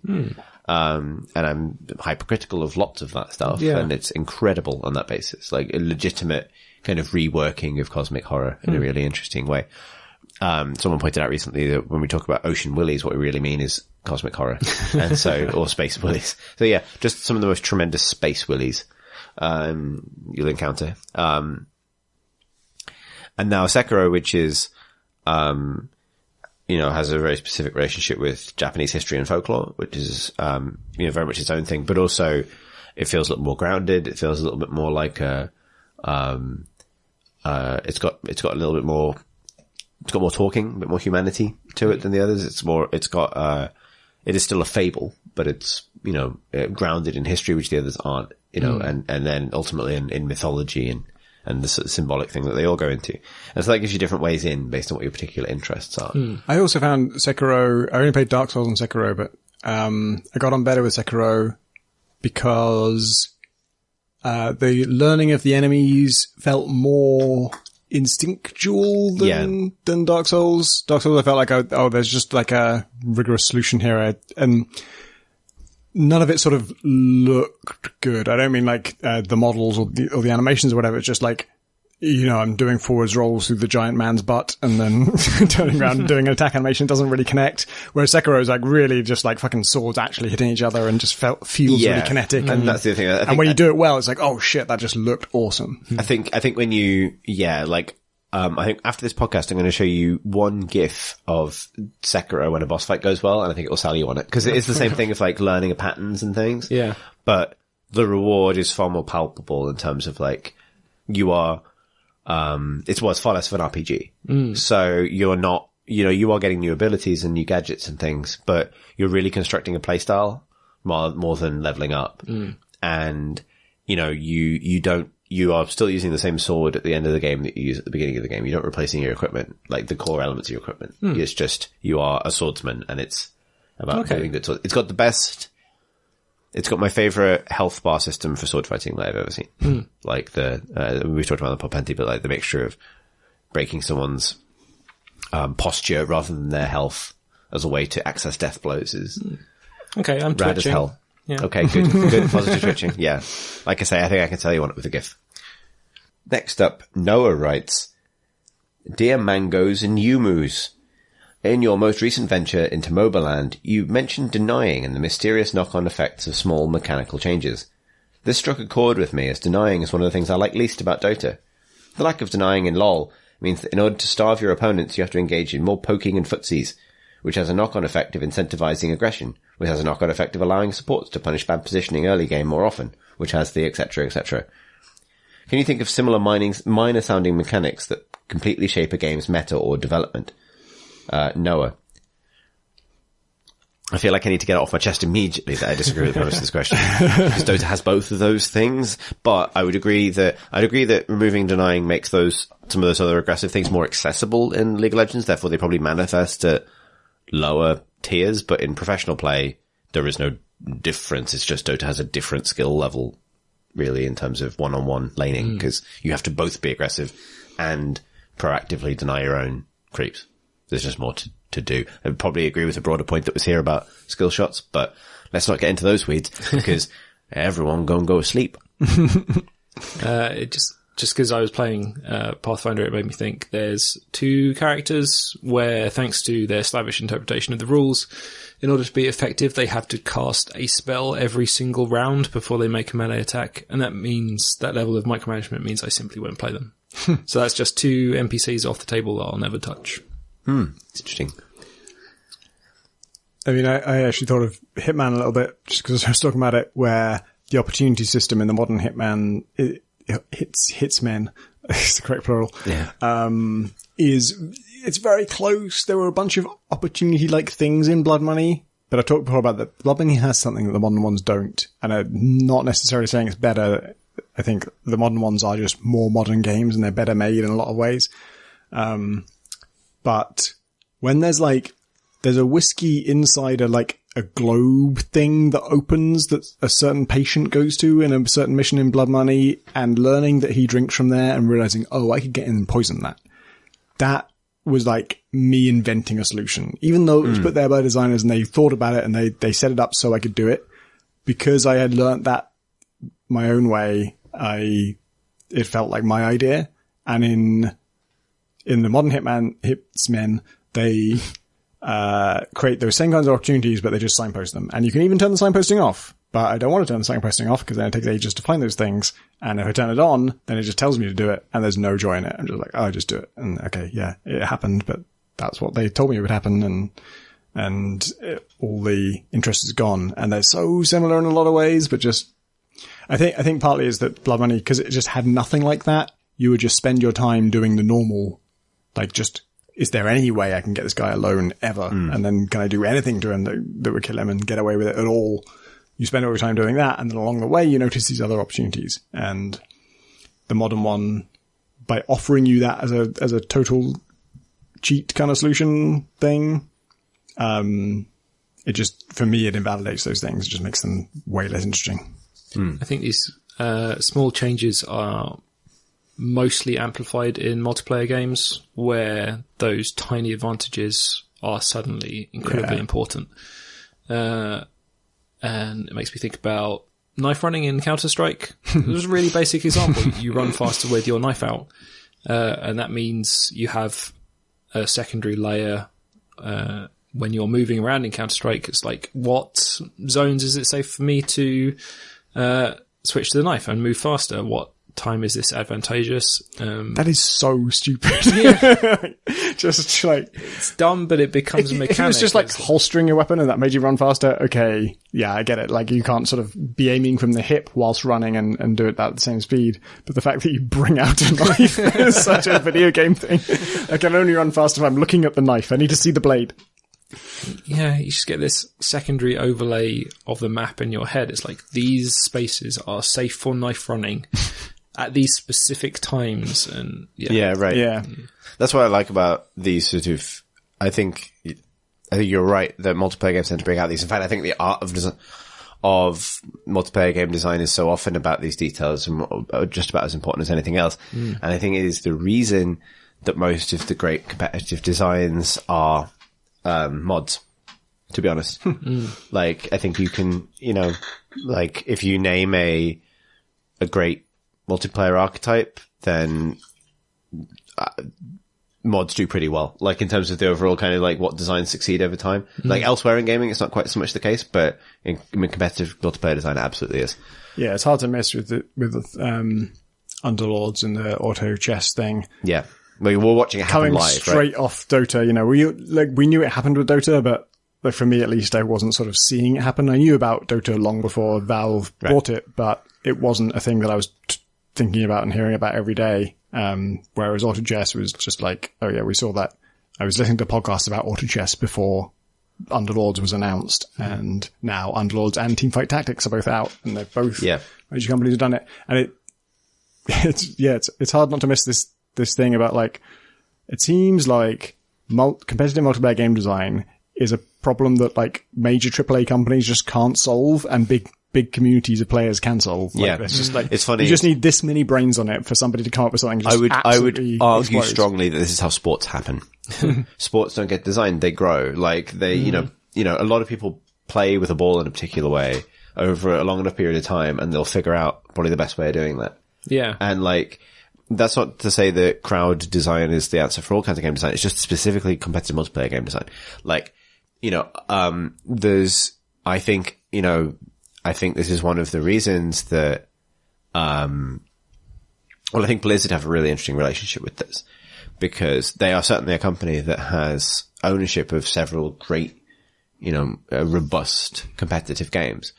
But really, competitive StarCraft, I wouldn't say it was an accident necessarily, but what it became is definitely not what the core design goals of that game were intended to produce as far as experience goes. And, from StarCraft 2 onwards, what you can see is a company kind of building something new around the game, single player modes and co-op modes to get people a way in, while trying not to touch too much the kind of core sandbox that obviously they can add things to it, but the competitive version of the game was almost grown for them, out of the pieces that they'd originally provided. And then, competitive Warcraft 3 really wasn't a big thing beyond a certain point, at least not relevant to Dota, which was what the community took with that map editor and all of those things and made out of it. And you could, it just occurred to me that, like, I was just thinking about it, then I think, maybe I can't make this point because, they have made Overwatch a successful esport, but Overwatch is Team Fortress. Yeah. Team Fortress is a mod. Yep. So, that's the thing, even with Valve, like, all their biggest, like, Counter-Strike and Team Fortress and Dota are all mods. And even Portal, which is not a multiplayer game or a massive multiplayer phenomenon or anything, but even that was an external project they saw and bought, basically. Yeah, right. So it's, it's fun. And I think there's something in that. As we're talking about this, thing that strikes me is, like, in contrasting this, the Dota and auto chess thing, it feels like a sort of watershed moment where, like, the biggest games are coming from the community, not from AAA companies. And I was thinking back to what was it like when AAA companies would come up with these games, and it was Doom and Quake and Half-Life, and they're very technology driven. Like, that's the reason id are a name we all know is because they had John Carmack, basically, and he was just like, he was making technology that no one else was making, and so they had an engine that was just so much better than anything else that existed on Earth. And so when they made a game with it, it was fucking incredible because technology was such a like such a tightly constraining, limiting factor on everything. Like you couldn't make anything like that unless you had the tech. And now tech is just much less of a problem. It's like there aren't that many game designs that you just can't do for tech reasons. I think we talked about this, this discussion, the reference to denying came because of that GDC talk you referenced about, I think it was Soren Johnson's kind of difficult relationship with denying as a concept, as a game design concept. And like, I think the thing that undermines, designer-led attitudes to game design is the fact that communities of people can often find ways to make things fun, or find the depth in things, or create interesting consequences from either limitations or, features that weren't fully intentional or those kinds of things. And that forces you, I think, if you're approaching it in an even-handed way, to reassess your kind of qualitative process for assessing the quality of a given design decision. Because it's like, if on paper this discourages behavior that we want and maybe is complicated, then rather than say it's outright bad, it's like, well, what happens when we expose it to 3,000 people of varying skill levels? Does a meta evolve?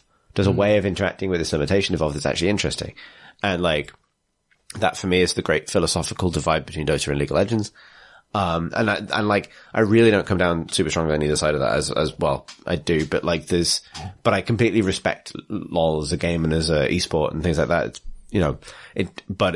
I find that distinction really fascinating in terms of where can you get when you let the mechanics just evolve and inform the possibility space themselves rather than saying, here is the experience we're trying to create, we'll draw the line here, even though in so many other cases, that's what design is.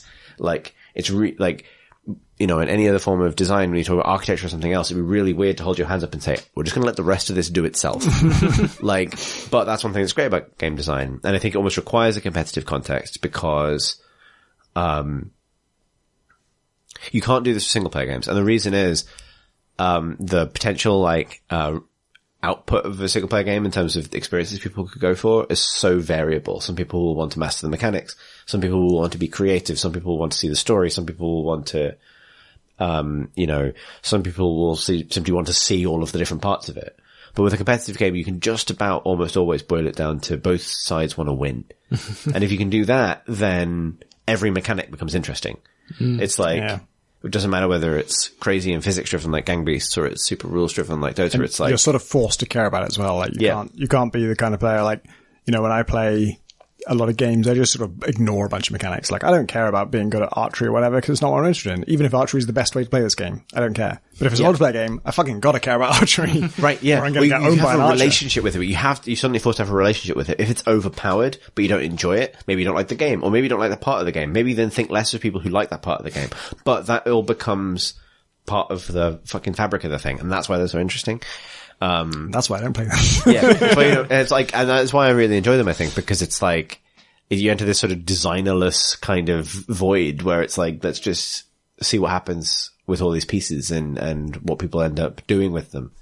Like, I even think the act of playing a sufficiently mechanically varied, competitive game is in itself kind of game design on the fly. Like, if you go on a Mordhau duel server with all of the different weapons that are available in that game, and all the physics and everything else, and the dueling and the mechanics, watching someone teach someone else is basically a lesson, them teaching them the actual mechanics of the game as they see it, right? Like, this window is too quick to, this timing window doesn't work in relation to this, so you gotta do it like this. They're not correct in an objective way. They are expressing their interpretation of the mechanics. And enough people believe that becomes a metagame. Yeah. And that thing of in Dota, tiers of champions, this one's a shit tier 1 and this one's a god tier 1. And actually, that's one interesting distinction between those games. In League of Legends, the usable roster of characters at a top level is much more limited than it is in Dota because it's somewhat enforced by design. It's somewhat enforced by what is being emphasized deliberately in patches at a given time, what's been revamped recently and what hasn't. Dota, obviously, that has an effect as well, but Dota tends to have a much broader range of characters picked at big events because most things stay viable for longer, and the meta is much more of a social construct.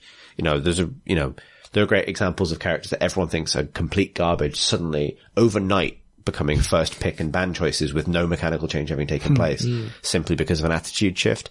And that for me is fucking, that's pure, why these games are interesting. I've just been seething for like 5 minutes that my uni friend's mod didn't transform into $1 billion property. Yeah. Is this hidden? Yeah, the hidden. Yeah, maybe that was great as well. Maybe it had like 500,000 players, we would have been able to refine it into a competitive. Well, fucking Crytek stole sport. it for Crisis 3. Well, yeah, I guess that's the highest accolade we can get. Also, it was, and forgive me if I'm wrong about this, because I played it, but an asymmetric first-person game, right? Yes, the one thing you definitely don't want to do. Yeah, exactly. Like, it's like the only rule. It's like, it's the only rule of things that never work, and it's asymmetric first-person competitive games. They've literally never been successful. Evolve didn't work. Like, I don't know what it is. I mean, technically Counter-Strike is asymmetric. Terrorists are different to Counter-Terrorists. Asymmetric beyond one side must plant bomb, one side must defuse bomb. Well, okay, I'll be more specific. First-person competitive games where one side is monster. Yeah. Incredible history of being great ideas that actually in the Hidden's one of the better, like, executed. That's great. It legitimately is though. Compared to Evolve, which basically just didn't function. Like, I just been reminded about it recently because Insurgency got a retail release recently, I think, and they came up alongside us pretty much. We were the same kind of modding era, right? So good on those guys. Everyone likes army men. They do. I wonder if I don't want to get too much into the theory wang of this, but like, I wonder if there's something in. I suspect that asymmetric games require a really strong hand of a designer to some extent. Like when you leave the symmetry of the sides up to, in terms of character choice and so on, somewhat up to chance in terms of ban lists and picks and bans and that kind of process, you abdicate responsibility for like really finely balancing the experience between two different teams. If one team drafts their heroes wrong and they end up in a one-sided match, then okay, well they had that choice. Like when you are deliberately setting up an imbalance and then trying to resolve it, you need a designer, and that is antithetical to what mod-derived competitive games are good at. Yeah, I'm not sure like brute force player-based game design can fix that kind of thing. No. When by design, one person is having a radically different and probably more exciting experience to the other 4 to 10 people on the server. Yes, precisely. Yeah, that's also a common thread in like sort of abandoned game mechanics, and like the commander in Battlefield. You know, Battlefield 2 had this commander role that one person did it, and it was kind of too much. I mean, it worked great in a bunch of games I played, but it was possible for some asshole to get in that role and fuck it all up for everybody. And same with Team Fortress TF2. The payload mode came about from trying to adapt the was it called the assassination mode in the original Team Fortress? Yeah, where there's a VIP that you're trying to protect. Is a big man. Yeah, so an actual player is the person that you're trying to protect, and the enemy team are trying to assassinate them. And it was there are a lot of people who still say that is the best mode Team Fortress has ever had, and there's nothing in TF2 that's as good, including Payload. But Payload was Valve's attempt to capture some of that, the fun of that, without the lows. And the lows as they see it is like when the VIP is just a fucking idiot. It ruins it for everybody. I feel like a generation of particularly younger gamers who've gotten used to pushing the payload being like a meme would love the idea of the idiot payload. Yeah. Like, sorry. Imagine if you're trying to defend the payload, the fucking payload is running into some weird corner. The payload is lost. Yeah, exactly.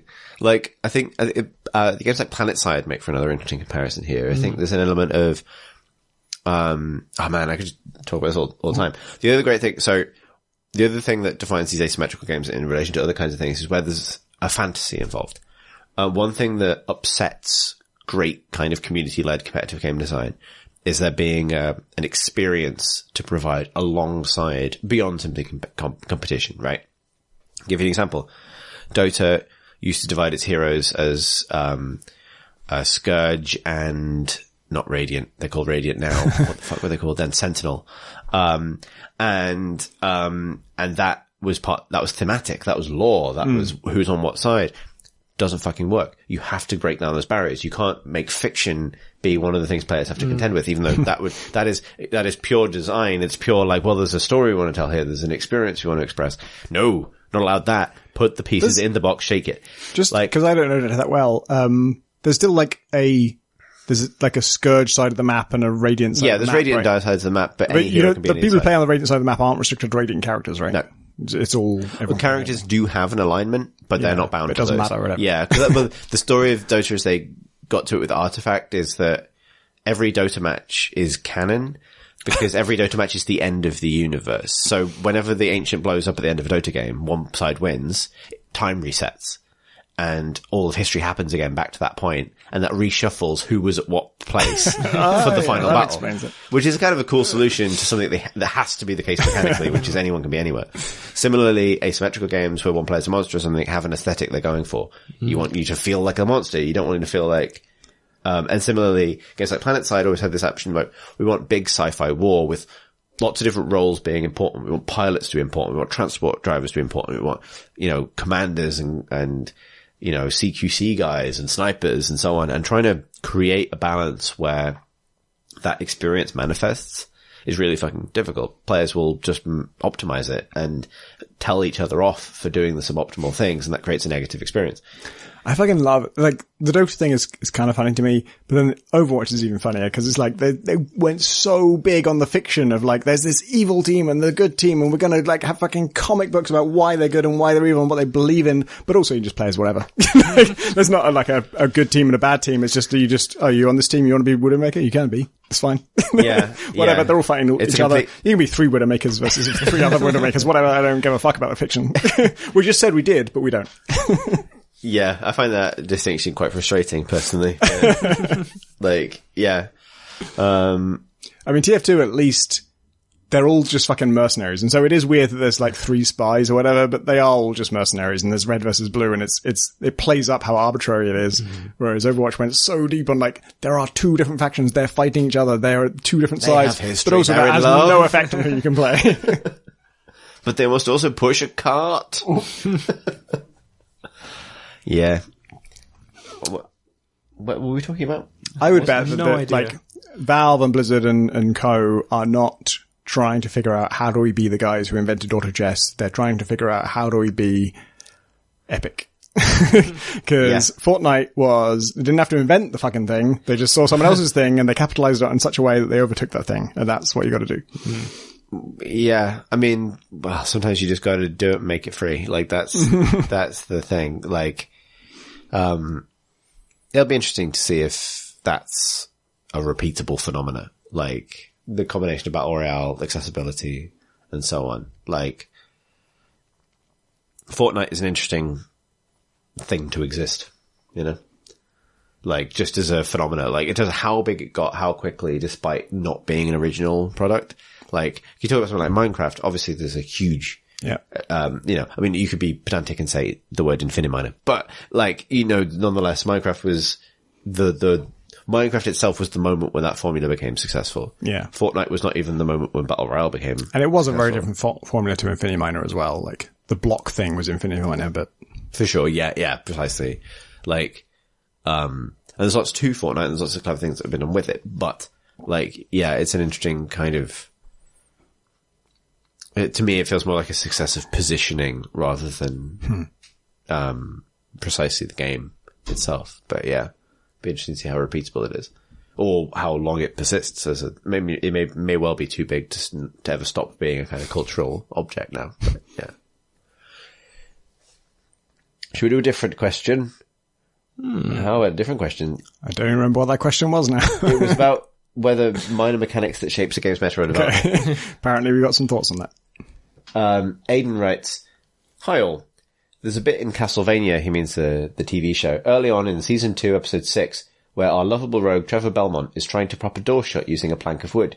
He tries to fit the wood diagonally across the door, but it won't stay tight. Next he tries propping it from the floor up to the door handle, but it isn't quite long enough to reach the handle, and it slides down to the floor and clatters off. Trevor shakes his head, sighs, and walks off. This short scene was a great bit of physical comedy in the middle of a very gory and self-serious show. Can you think of moments in games like this that have brought levity to an otherwise straight-faced scene, or have shown the hero to fail at a mundane task? Thanks, Aidan." It's actually, hearing that description made me think of, it wasn't an intentional moment of comedy, but I was playing Half-Life 2 Episode 2 at Valve while Valve were watching me, And there's a certain kind of self-consciousness that goes with that always, as a games journalist when the developers are watching you. And I was pretty much used to it by that point in my career, but there's a puzzle where you just go down into a basement and you got to restore power, and there's some plugs and cables and stuff. And basically the problem you're presented with, that you have to kind of, well, at least I had to actually try the wrong solution to see the problem, was you plug this thing plug this cable into one socket, and then you try and plug it into the power source, and it doesn't reach by like more than 100%. It's less than half the way to reaching. And there's something about like the physicalness of like trying to plug that thing in that it's not even fucking close, and it kind of pops out of your hands and just clatters to the floor. I felt like the biggest idiot in the universe. And there's just a bigger cable lying on the floor. It's just like a cable that's twice as long lying on the fucking floor, and you just pick that up and you plug that in and you solve it. And I remember feeling like so fucking embarrassed and dumb and saying something to them to that effect. And they're like, oh no, you got that quicker than like most people. Like that's just the thing, that there's something about like the physicality of it that makes you feel stupid and makes it look hilariously dumb. I've been replaying Deus Ex Mankind Divided. That's the second one, right? And they're pretty good about modelling the stuff that you pick up. The fourth. If you pick up a crate, that becomes a physical part of your character presence. And so then walking through doors or trying to get through vents is a challenge. And I'm just glad that I didn't have Valve watching me. So I tried to navigate a vending machine through an air vent. Just bump, bump. Right. Maybe if I get into the vent first and then turn around and pick it up and drag it through. It's like transparent at that point. So isn't it a ghost vending machine? Doesn't that go through a vent? It's solid.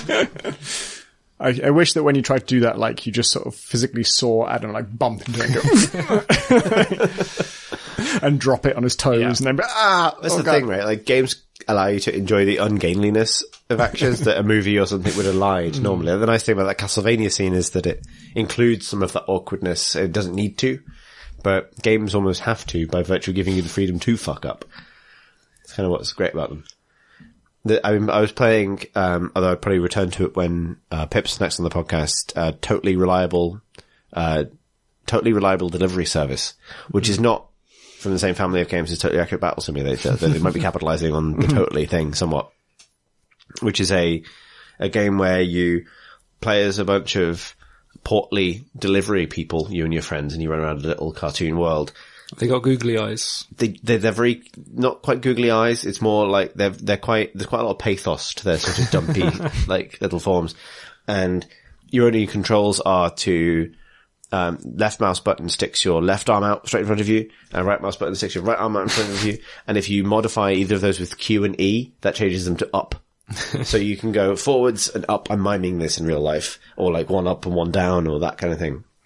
And when you put them out in front, they just stick to things. And you are given tasks to deliver stuff and parcels basically from A to B in circumstances that can easily be scuppered by physics, basically.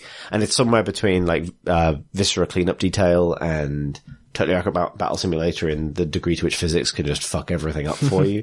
It kind of sounds like Gang Beasts as well. It does. It's got a Gang Beast element to it. There are vehicles and they're all over the place, in terms of physics.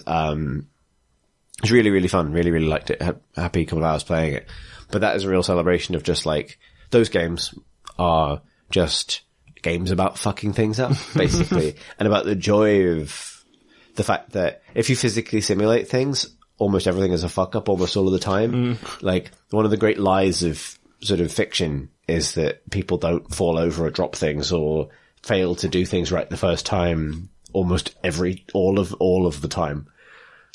This is reminding me of a Kickstarter fantasy Diablo type thing, I think called Sui Generis. Oh yeah. Probably pronouncing that entirely wrong. The physics of skeletons. Yeah, which is skeletons. Big thing was that physics was integrated into its sword swinging mechanics and so on. And I don't think it was a particularly good demo, but just through the act of implementing physics on your sword swing, they got a lot of real sword fighting down in terms of if you turn and move and swing, then you get a bit more more powerful swing. But if you swing and you're too close to your enemy, then you just kind of bump into each other and fall over. And that had fantastic comedy accidents in it. I think the best one was the spear, which had it's a pointy bit on a stick, and only the pointy bit does damage. So if you're too far away, you're rubbish, and if you're too close, you're rubbish, and you're just kind of rubbing against each other. I think just by accident, they managed to capture some very accurate fighting. Yeah, I think there's going to be an immense amount of like human experience by volume that's gone completely unrecorded, which is people in battles sort of fucking falling over and flailing at each other. And, exactly, yeah. Yeah. The amount of fucking up on the medieval battlefield has probably gone largely unmarked by passage of history. I mean, I did reenactment for a couple of years, so I have some experience of that. And I don't want to generalize, but a lot of reenactors are unfit and slightly off balance. So, I mean, that game was pretty accurate. Do you know what happened to that? Did it get finished? It died. Dare I ask? Okay. I mean, I think I backed that one. I think I backed that when I was at PC Gamer. Yeah. Yeah, it had some promise, but the development team were extremely po-faced and seemed to have no sense of humour whatsoever and didn't really seem to get what they were going for. So, I don't know, it felt kind of inevitable. I feel like it's one of two fantasy games that has a title that kind of sounds negative. Like Sui Generis sounds like something generic. Yeah. And then there's one that went really deep on like heraldic symbols and generating those in a kind of Dwarf Fortressy way. And I can't remember what its name was, but it was something that also sounds kind of negative. Sui Mediocrity. Next up, Paul writes, and this is a total bait, but we're going to fall for it. Hi, Great Buzz. Hearing Tom mention his love of adjacency bonuses in the last episode got me thinking about physical games like Magic, where this comes into play. This led me to wondering, are there any board and or card games that you regularly play or have particular affinity for? You cover tabletop games on Miniatures Monthly, so I'm thinking about ones with more cardboard and less plastic. Thanks as always for the excellent pod, Paul from Australia.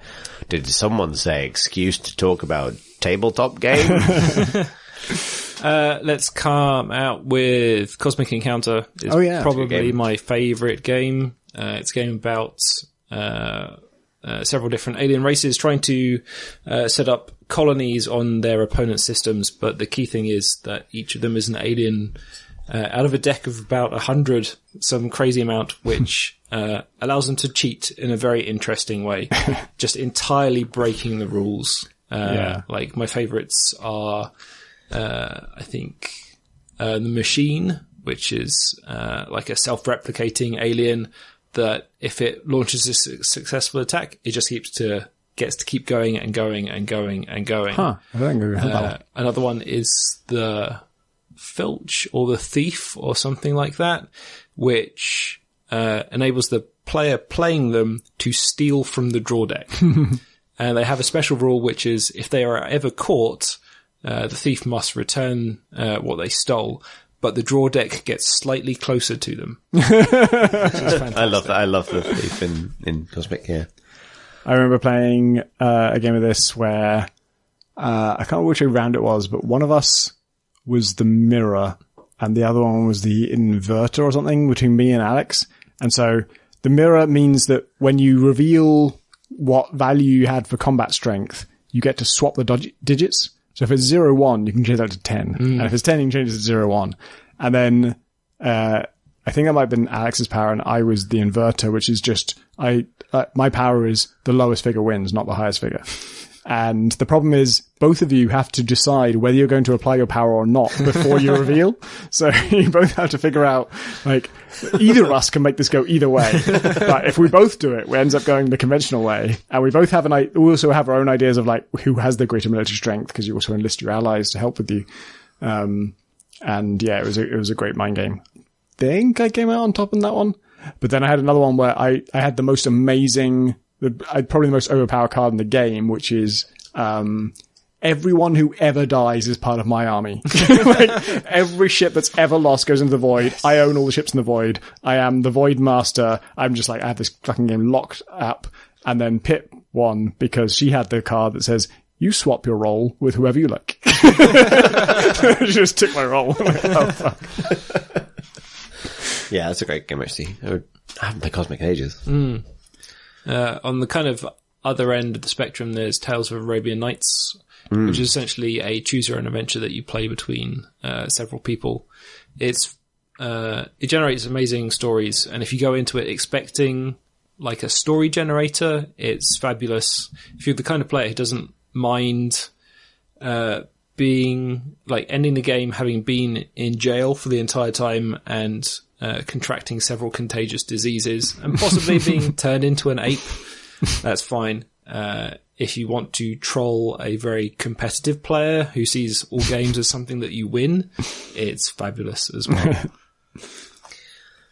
I'd like to give a shout out to Fury of Dracula, the only game that successfully made Ticket to Ride a kind of asymmetric monster hunting, scary experience where it's a game where you hunt Dracula as he attempts to run around Europe, being Dracula, and you do this through your mastery of the train system that Dracula cannot use and will not use. I love that as a rule. Dracula can't use trains, and if he gets a little bit more poorly, every square he spends on the ocean. That's a great game. My pick is Time Barons, which is a game that designed by John Perry and Derek Yu. Derek Yu is a name you might remember from Spelunky.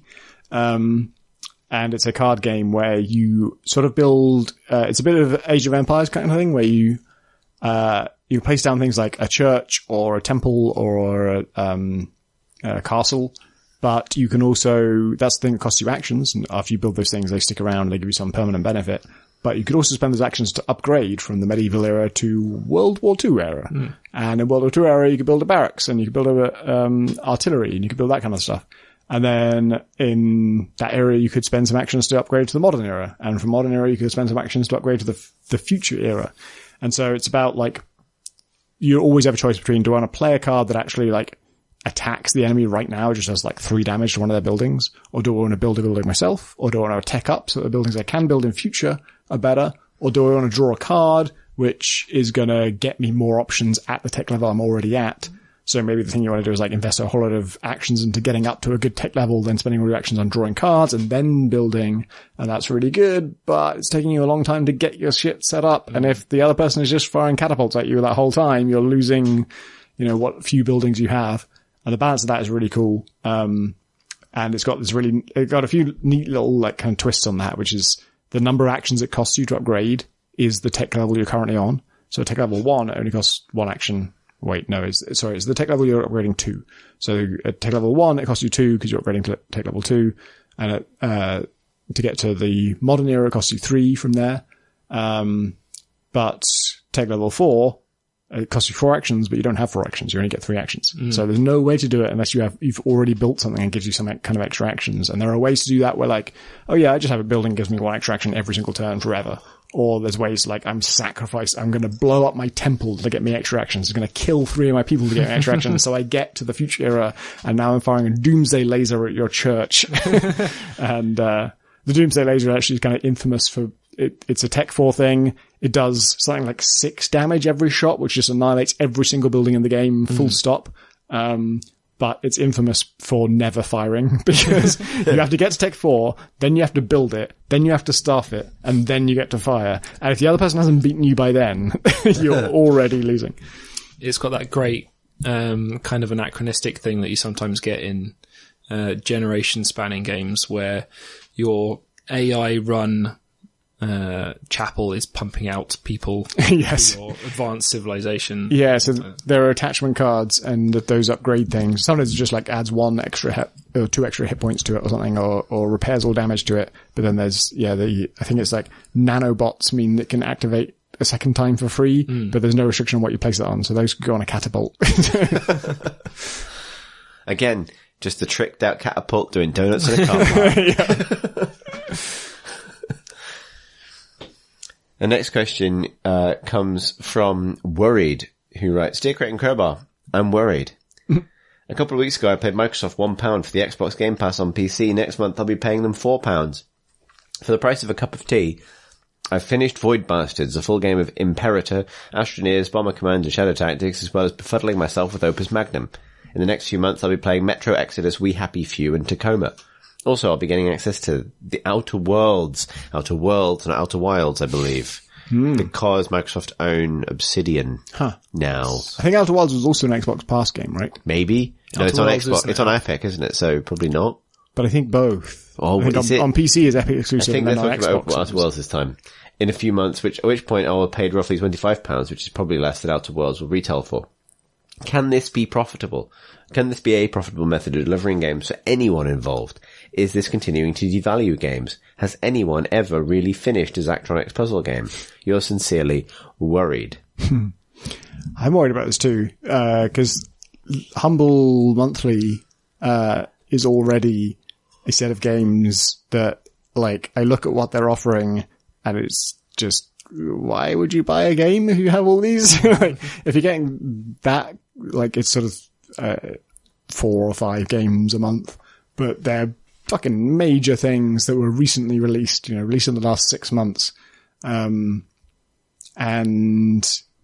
to some extent, it also kind of like takes away the pressure of like having to go hunting for stuff. It's just like, they're all good. Just play all these things. Like, you won't like all of them, but there's good stuff here for sure. And, at worst, maybe you get 1 game you like this month, and then you get 2 games you like next month, and 3 games.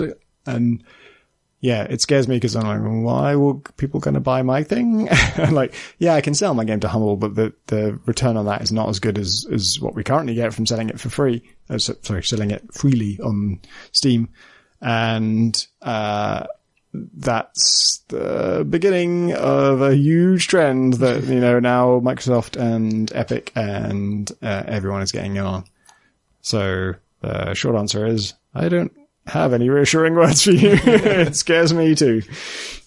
I mean, on the plus side, the other way to look at it is like, well, I'm an established indie who's already had success and I'm doing fine.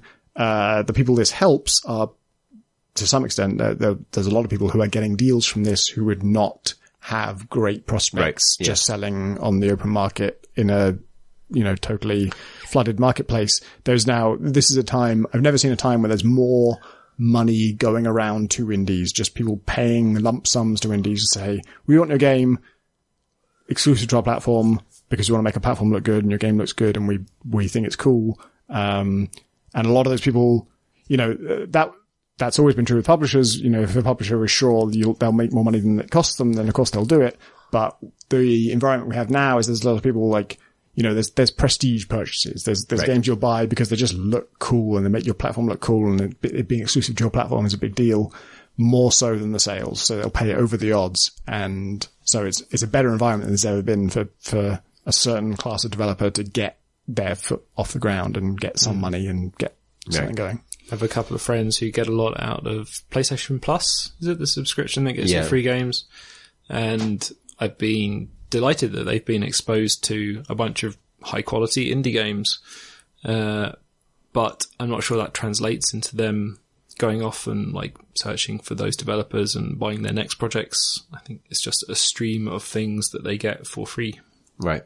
It does feel like though this system raises the floor for indies but lowers the ceiling, if that makes sense. Like, it feels less likely that, less expensive games will be wildly successful in a world where the relative value of £4, £5, £10 is so different.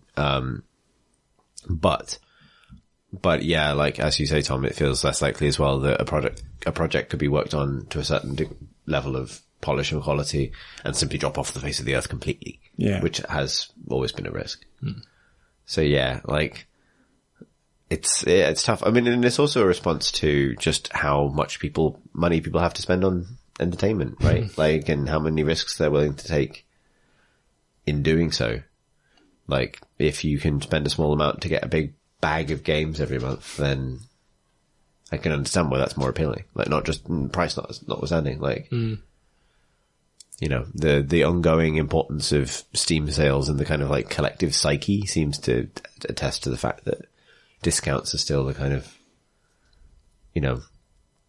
access to games is still so primarily important in terms of what storefronts people choose to use and so on. And that... Just a bit of existential terror for every indie in the room. Yeah. Yeah. But, That's capitalism. That's what all the people say. That's the thing that Agent 47 would say as the banker plummets out of the... Well, there you have it. If you looked at the time, that was late capitalism. Ah, there it is. Oh, we got there.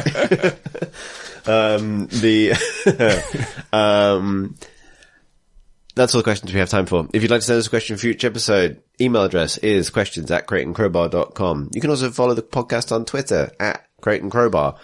We have a Discord, link for which is on our website at crateandcrowbar.com, which is where you'll also find show notes, YouTube channel, youtube.com/crateandcrowbar, Patreon. Thanks if you back us on Patreon. Make all of this possible. Patreon.com/crateandcrowbar. That's gone relatively smoothly, so let's fuck up our Twitter handles. I'm on Twitter @CThurston. That's CTHURSTEN. John. I'm JOHN_ARR. I might post something at some point. Who knows? I still know Sue once a month, so. Tom? I am Pentanact, PENTADACT. Lovely. Wow. What an outro. So smooth. It's Alex's fault. Can't spell rotational. Thanks for listening, everyone.